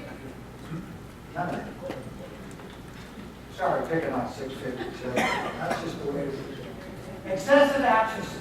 A lot of supervisors think, I can't be disciplined as long as the leave was approved. Not true. Not true. Supervisors can be disciplined to maintain a satisfactory attendance record, whether the leave is approved or not. However, for the agency to prevail, they must show one, that the absence was for compelling reasons. Approval or disapproval was irrelevant. Judge, it doesn't matter. The person couldn't come to work. Okay. One for them. And they must prove the supervisor warned the person. So what happens is they fire them for excessive absences, saying that they agree that Mary's sick. She agrees she's sick. Well, we don't have to tolerate this. We need to have people working, and the agency's right. But they forgot to warn. And we win. 650? They forgot to. So we can put a class on just for labor reps, and then we'd start losing the cases. We don't want to do that. And then supervisor's position is needed. They proved 1, 2, but they didn't prove 3. How did we find out about 3? We through discovery, we asked for all the vacancies during that week that they claimed this person had excessive absences. And we find out that they had more people than they needed, maybe. So they couldn't prove number 3. Or they might prove all 3. I don't know. Well, my message to you folks is, you don't have to know so much about this. But what I'd like you to keep in mind is, when you're selling this to your non-members, this is the representation that you're going to get. And they're going to get 0 from their local attorney down the street who doesn't know anything about MSPB. So, how do you avoid these problems? Well, here's another one. Monitor your sick leave. This is an actual case. Person got demoted. They're off 3-4 weeks. No sick leave was being deducted. I don't know to this day how that happened. But you have an obligation to monitor your sick leave balance and your annual leave balance. People on vacation for a month, they don't take your annual leave hours off, see your boss. That's a serious, if you just keep using the same annual leave over and over again, you got problems, you might go to jail. So don't think you're getting away with it. If the leave hours are not deducted, tell your manager. Abuse of sick leave, working part-time job or on sick leave or on OWCP rolls. That's a real no-no. That could lead to criminal prosecution. Because now you're collecting money, OWCP, and you're working another job, and you're collecting both. Both are serious charges and generally upheld. The presumption is that when you're sick, you're unable to do postal work or any other kind of work. Elm 513 says an employee in a sick leave status may not engage in any gainful employment unless prior approval has been granted by the appropriate authority. You think you're going to get that approval? Agreement. Forget about it. But it's in there. So if you want to work another job, get permission from your boss to do it. See if you get it. But get it right, and then frame it. Now, whether outside employment overlaps with the postal hours is not a defense. Whether FMLA or regular sick leave is not a defense. The only thing is they can't deny you FMLA if you meet the criteria. Okay, performance issues. AM, PM certification, we talked about that. Receivers incomplete data. Failure to scan collection boxes, carriers case and GPS mail, carriers routed after 1700, failure to investigate the accident. Financial audit, the shortages, overages are not being documented. Not verifying the stamp stock shipments. Failure to report delayed mail.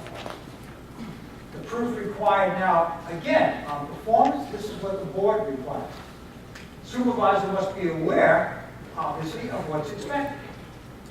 So I get a performance issue, I ask them, well, do you know about this change that they just made? It might be a recent change. First I heard about it is when I got in trouble. Okay, that's one for us. Was the performance unacceptable? Here's another thing, and this is a real case. Had the deciding official on the stand, it was a performance issue. They didn't fire the person. Usually performance, they just made him a mail handler after 30 years.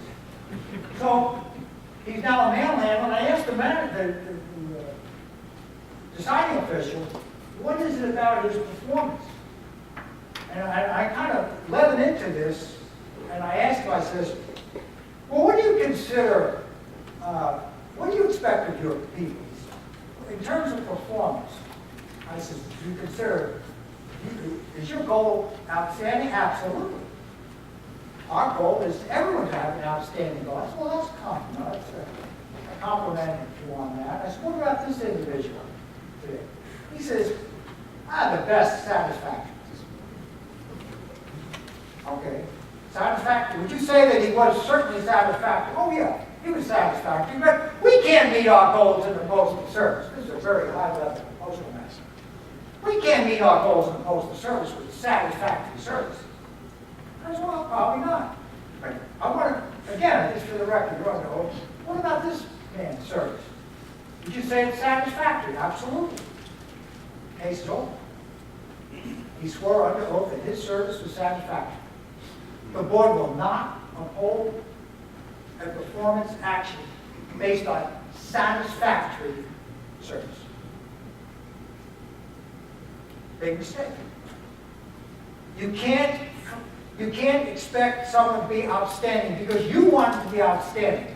The judges and the boards already ruled everyone can't be outstanding. You can only discipline someone for unsatisfactory performance. Satisfactory performance, you can't discipline. So once he admitted that was the end of the case. So the agency's measurement of poor performance was accurate and reasonable. They have to have evidence of that. And the performance must be unacceptable. So the defense is, was the supervisor on notice of what's expected? Was the performance satisfactory? Was his failure beyond the supervisor's control? Was the lack of training a factor? It was unsatisfactory performance based on a higher level of detail. We talked about that earlier. You can't be demoted due to performance on your higher level. I have this up here to help you when you go in during that 10-day response period in the hopes that you can settle it. We don't need any more cases. If you can settle at your level, God bless you. But your goal is to get him back to his supervisory job. We can't lose any members. We have a recruiting going on, not to get him out. So, these are tips. When you go in, you don't show the deciding official and say, you know, Mr. District Manager, he was not aware of what was expected of him. It was a new program. Okay? And his performance was satisfactory. He's been getting good reviews, at least satisfactory. What happened was beyond his control. He had X number of people out of work. The mail came in late that day. It's been coming in late, arriving mail, caused the carriers to get out late, caused them to go over the 1700, whatever it is. He's had no training. They removed him on an issue that clearly if he had training, he wouldn't have been in this trouble. And if the last one applies, you want to certainly remind him of that. If that last one is not going anywhere, if it comes to us, we'll win that, as long as it was based on performance. So these are tips that you have in your handbook that you can bring up during your, if you can avoid it coming to us, that's great. Now, how to avoid performance? If it's a new program, my training? You got emails. Ask for it. Don't be shy. Communicate with your manager before a problem arises. Additional hours needed, late arriving mail. I needed overtime. I have a lack of personnel. If he don't want to talk to you verbally, email him. Verify the receipts of stamp shipments when they come in. These are for your finance people, because these are real cases. Stock go back to the stamp distribution center, and they said there's $50,000 less than what you claim is in here. This is my case. So I brought people in from the stamp distribution center. I don't know where, I forget where they are. And the one person testified under oath. I said, well, you claim my client was short. I might have been 10,000. I may have been 3,000. I said, you said that when you got it, it has X here. My guy has a witness. This is what they shipped to you. See, I already knew that at least at that time, it's about 4 years ago, on the stamp distribution center, they don't have a witness when they open up the stock. Did anyone know that? They didn't then. I said, well, who witnessed yours? He said, nobody. The judge says, wait a minute. He said, they witnessed it here. The guy that you fired, he had a witness that said that they put X number of stamps in that. Sure. And you're claiming you don't have anybody, and you're saying you're short? Guess where the shortage apparently happened? At the stamp distribution center. I don't know. I'm not accusing anybody. But anyway, you want to make sure you have witnesses. And we know some people get assigned finance. They come from maintenance or whatever. Get training. Demand it. You're entitled to training. Can you imagine getting fired because you're a dummy? They won't do that. They'll fire you when you're short. And shame on you, the judge is going to say, why didn't you ask for training? You're not new. You just got $50,000 unit reserve. You're entitled to some orientation. That's a lot of money that you're accountable for. Report accurately on all reports. Don't assume you will not be disciplined. Consult with your NAPS officer before you have a problem. Again, better to have a plan failure than face removal. Insubordination versus failure to follow instructions. Again, the agency makes a big mistake sometimes in charging somebody with insubordination when they could have charged them with failure to follow instructions. Sounds like the same thing, doesn't it? But it's really not. 650 is the same, but not in the law. Insubordination, the agency must prove willful and intentional refusal to obey a direct order. The order may not have been obeyed, but there may have been legitimate reasons why he could not have complied. A whole bunch of reasons. If not, we'll come up with it. Failure to follow instructions. The agency only needs to prove the instruction was given and the manager didn't follow. They don't have to prove intent. So that's why we like to see the charge insubordination. Example. Using penalty overtime despite the directive not to use it. You all know how you're going to handle that now. How to avoid this type of charge? You will always obey now and agree later. Raise an issue later. Don't disobey an order simply because you don't believe it's a proper order. Comply fully if told no penalty overtime, even if it means a violation of Article 8. Tell your manager that complying with the directive will result in grievances. In writing, forget it if necessary. You do it in writing. Better defend the Article 8 grievances than face removal and failure to follow instructions. If the order is confusing, you seek clarification. Add in writing. Threats of assault. Very serious charge, folks. If you're charged with any threats of assault, the judge is not going to have a lot of sympathy while the union steward is in a coma down at the hospice, or your manager. Avoid emotional confrontations with the union steward. Meet with the employee after gaining your composure. Keep dialogues to a business matter. Never touch another employee. Make no threats, even jokingly, and don't be provoked into an incident. Unauthorized use or misuse of government equipment. Sexually explicit material on the computer, we talked about that today on the hard drive. Misuse of the government credit card, we still getting that? You know, look, the fact that your wife used the card at Macy's is not a defense. It's your card. You're responsible for the card. The fact that you pay the bill every month is irrelevant. It's the misuse. You're not charged with not paying the bill. I'm telling you, we still get a whole bunch of these cases and they're losing their jobs. And don't use money orders at the window to pay your personal bills. No fee money orders.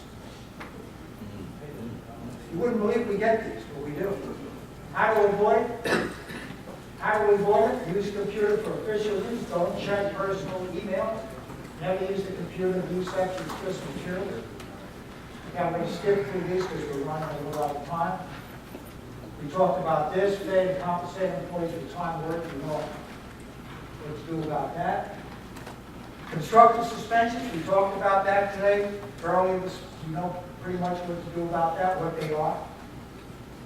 It's all written there. After 14 days, it's a constructive suspension. Supervisors should advise local maps if they are not allowed to report their work.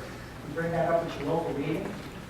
You all know what enforced leave is. The only difference is between suspension. Suspension means no pay. Leave means you're getting paid, but it's your leave, and you never requested it.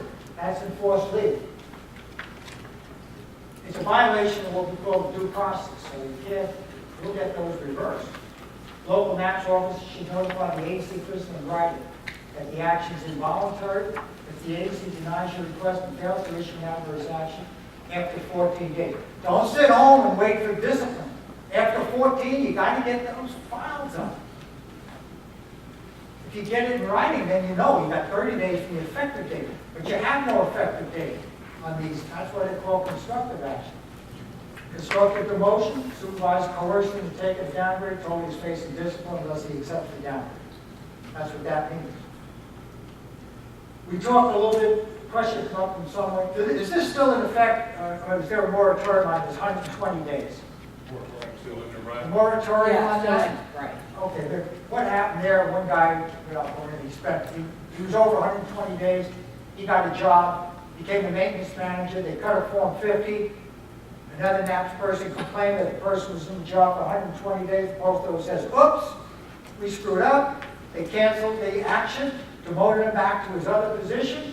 Of course, once they demoted him, that become appealable to the board, right? Reduction in grade, we call it 50, I had that case. Post office lawyer says, wait a minute, Judge, you can't hear this case on jurisdiction alone. All we did, we screwed up. He never should have gotten the job, that's all. We're not saying there was nothing bad about it. But I says, yeah, you screwed up, but you also cut a 50. That became his permanent job. And we won. In the interim, the post office reposted the job, took someone from Florida, transported his family out here, not here, gave him the job. In the meantime, no, it wasn't Texas. Anyway, the bottom line is my client says, Jack, look, I like my new boss. I feel sorry for his wife, brought his kids out here. I want a job. I says, fine. Well, let's get something out of this. So what we got was saved, indefinite, 2 years saved rate. He was happy as well. He got 2 years, his boss is happy with him, he didn't have to move back to Florida. The post office learned their lesson. Now you have a moratorium. I think it might have come out of that. Okay, how to avoid constructive action? Don't resign, don't retire, don't accept a job you don't want. Don't be coerced, threatened, or make any decisions while under duress. Don't sign any request for downgrade unless it's voluntary on your part, and consult with you. That's what you want to tell them that you need. Emergency placement, you got to cover this. Emergency placement. Here's the only reasons there should be somebody put on emergency placement. Can anybody not read in the Postal Service? That's it, folks. What the hell is it that you can't understand about those 4 simple lines? Will somebody tell me? Let's read it together. Is this a kindergarten class? What the hell is it that you can't understand? Tell me. That's what you bring up for me to decide.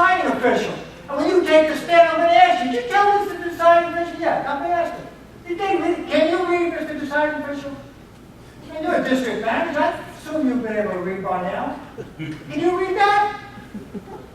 Well, how is not doing the Dukas on time, the Cedars, where does that fall under that? Was he drunk when he did it? No. Did he obey a safety rule in filling out the Cedars? I don't think so. Did he fail to obey a direct order? No. Did he disrupt normal operations? No. Well, what the hell were you doing? Put this guy on, I'm going to forget this quick. What were you doing putting him on emergency placement? What were you doing? That's the only reason they should be on emergency placement. Can I answer your question? I say no. It's happening under the guise of disrupting. I know it is. What do you recommend we do? What? It lasts exactly 14 days when it happens. Look, you go in there and just be reasonable. Say, listen, I wish I knew the example. Give me an example of what they did. Okay, so let's say it's the Cedars report. He continually doesn't submit it on time. You tell him, our position is that tomorrow he would do it right, so it's not a continual thing. Emergency placement is only to get the person out of the building, whatever it is, for the balance of the tour. There's no evidence that tomorrow he's going to be, even if he says it was disruptive, give it to him. Your answer is this. Yes, I'll concede he was disruptive last night, even though I don't think it was disruptive. But why is he still out? It's now been 14, 15, 16 days. That's what I'm talking about. Well, because I think, no, I didn't ask you, do you think? What evidence do you have that it would be disruptive? It's going to continue to be, he can't. And they can't win at the board. But here's the problem. We don't get to the board until when? That's the problem. And we win every time. 14, they win every time. So they're told, hey, keep them out for 14. Multiply that by 30,000 supervisors, that's better than any RIF we ever configured. We could save millions. Congress needs to know they're abusing the MSPB. That was never the intent. The intent of MSPB was to give people appeal rights after 14 days. Congress thought that was reasonable. We all thought it was reasonable. It wasn't intended to be abused. It needs to be changed. It needs to be reduced to 4 days. Maybe NAPS could push that. And cite examples. You can get hundreds of supervisors to testify. It was never intended to do this. That's 14 days without pay. Do you know what that means to people who have no income for 14 days? And it's an epidemic. I'm telling you, it is an epidemic in the Postal Service. Everything's an emergency. It was never like that until the past year or two.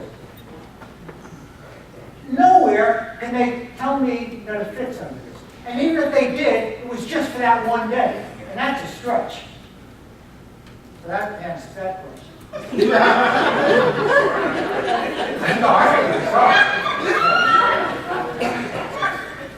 there's the purpose of the, okay? There's the purpose. That's the purpose of the emergency plan. That's what you tell the society when you go in there. It's not a substitute for utilizing the, and by the way, you're all managed. You have people under you. It applies to you too. Don't be doing that to your clerks and carriers. If a carrier's drunk today, there's no evidence he's going to be drunk tomorrow. No matter what tomorrow. If he's drunk tomorrow, you know what to do. Depends on how drunk he is. And then take discipline for the underlying conduct. Okay? But after 14 days, it's a constructive action. We talked about that. This is what the judge considers. If the charge is upheld, review the criminal term if it's unreasonable or abuse of authority. Certainly the administrative judge will not substitute his judgment for that of the agency. But that kind of changes with who's the president and the thing, more conservative versus more liberal. The judge will look at prior discipline, the use of service, potential for rehab, the mental state, disparate treatment. Will also raise questions if we have other people that did the same thing and got less of misconduct, then we raise that at disparate treatment as the penalty. If you know any of those cases, make sure you let Sciala know when you send up the file, but you don't have to. Just make sure you send up the file. When I get the case, or whoever gets the case, we'll ask about that. If you don't know, we'll ask for it through discovery. Prior discipline is considered, it's got to be live, of course. You don't get a chance, a lot of people call me up and say, hey, yeah, but I was not guilty of that prior letter of warning. Will the judge look at that? No. Doesn't matter. Prior discipline's on your record. You got to live with it. It can't be considered unless it's listed, of course, in the notice of charges. Settlement agreements, be real careful. You write up settlement agreements at the local level. Your goal should be to get them back into management.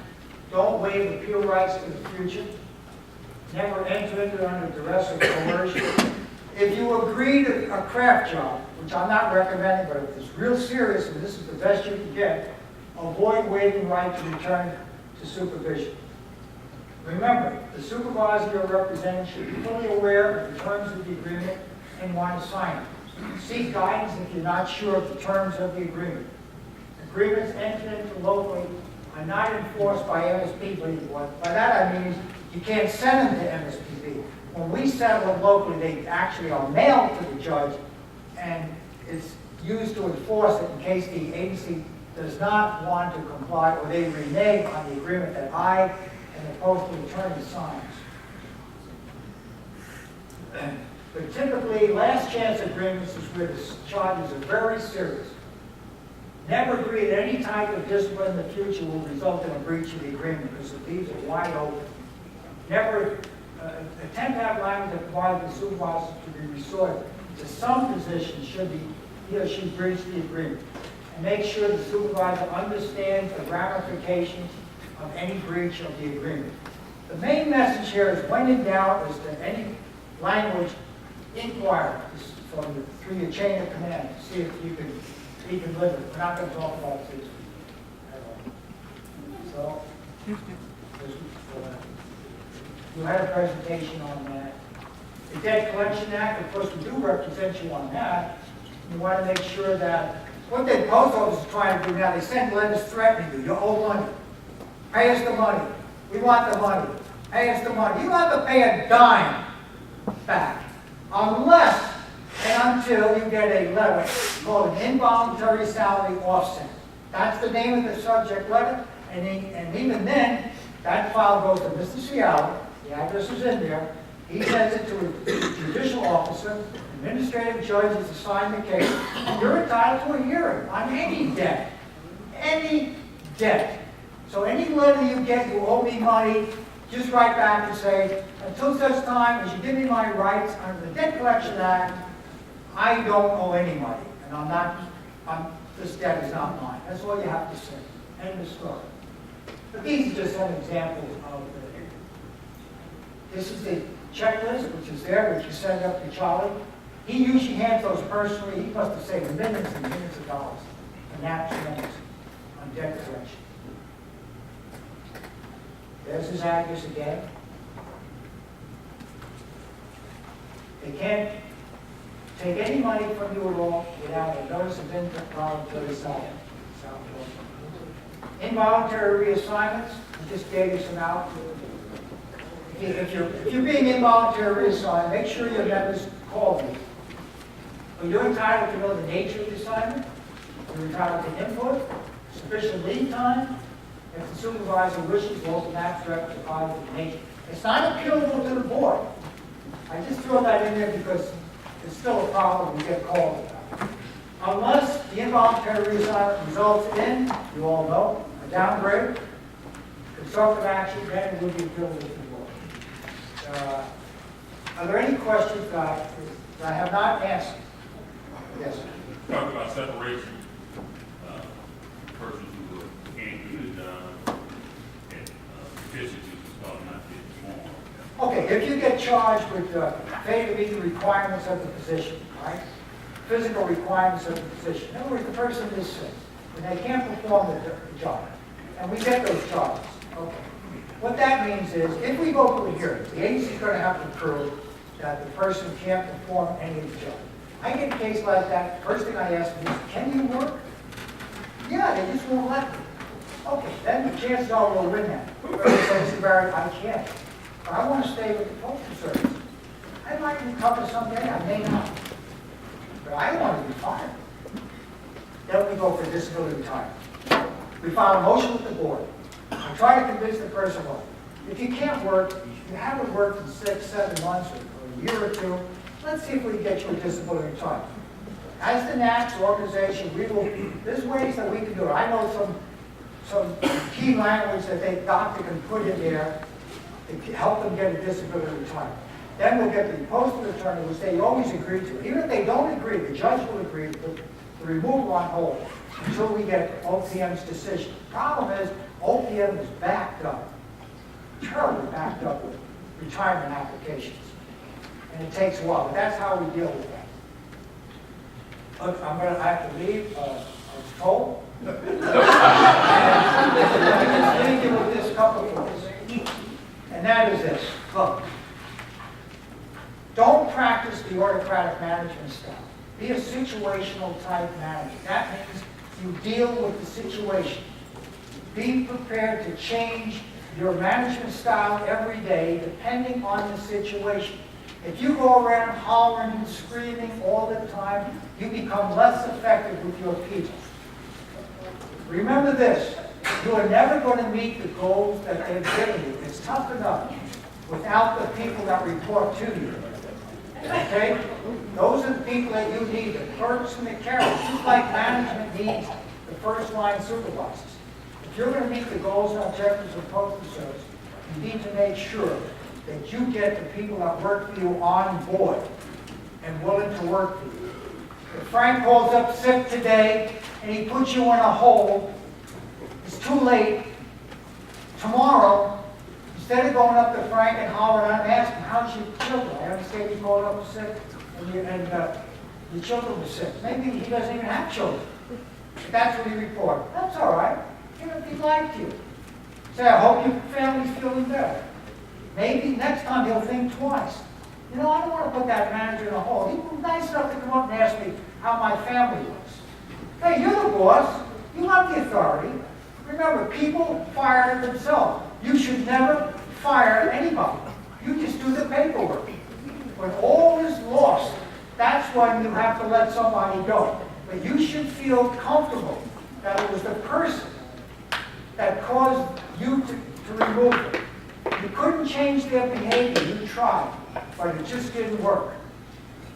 The stress that you're under every day is enormous. And don't make it any tougher.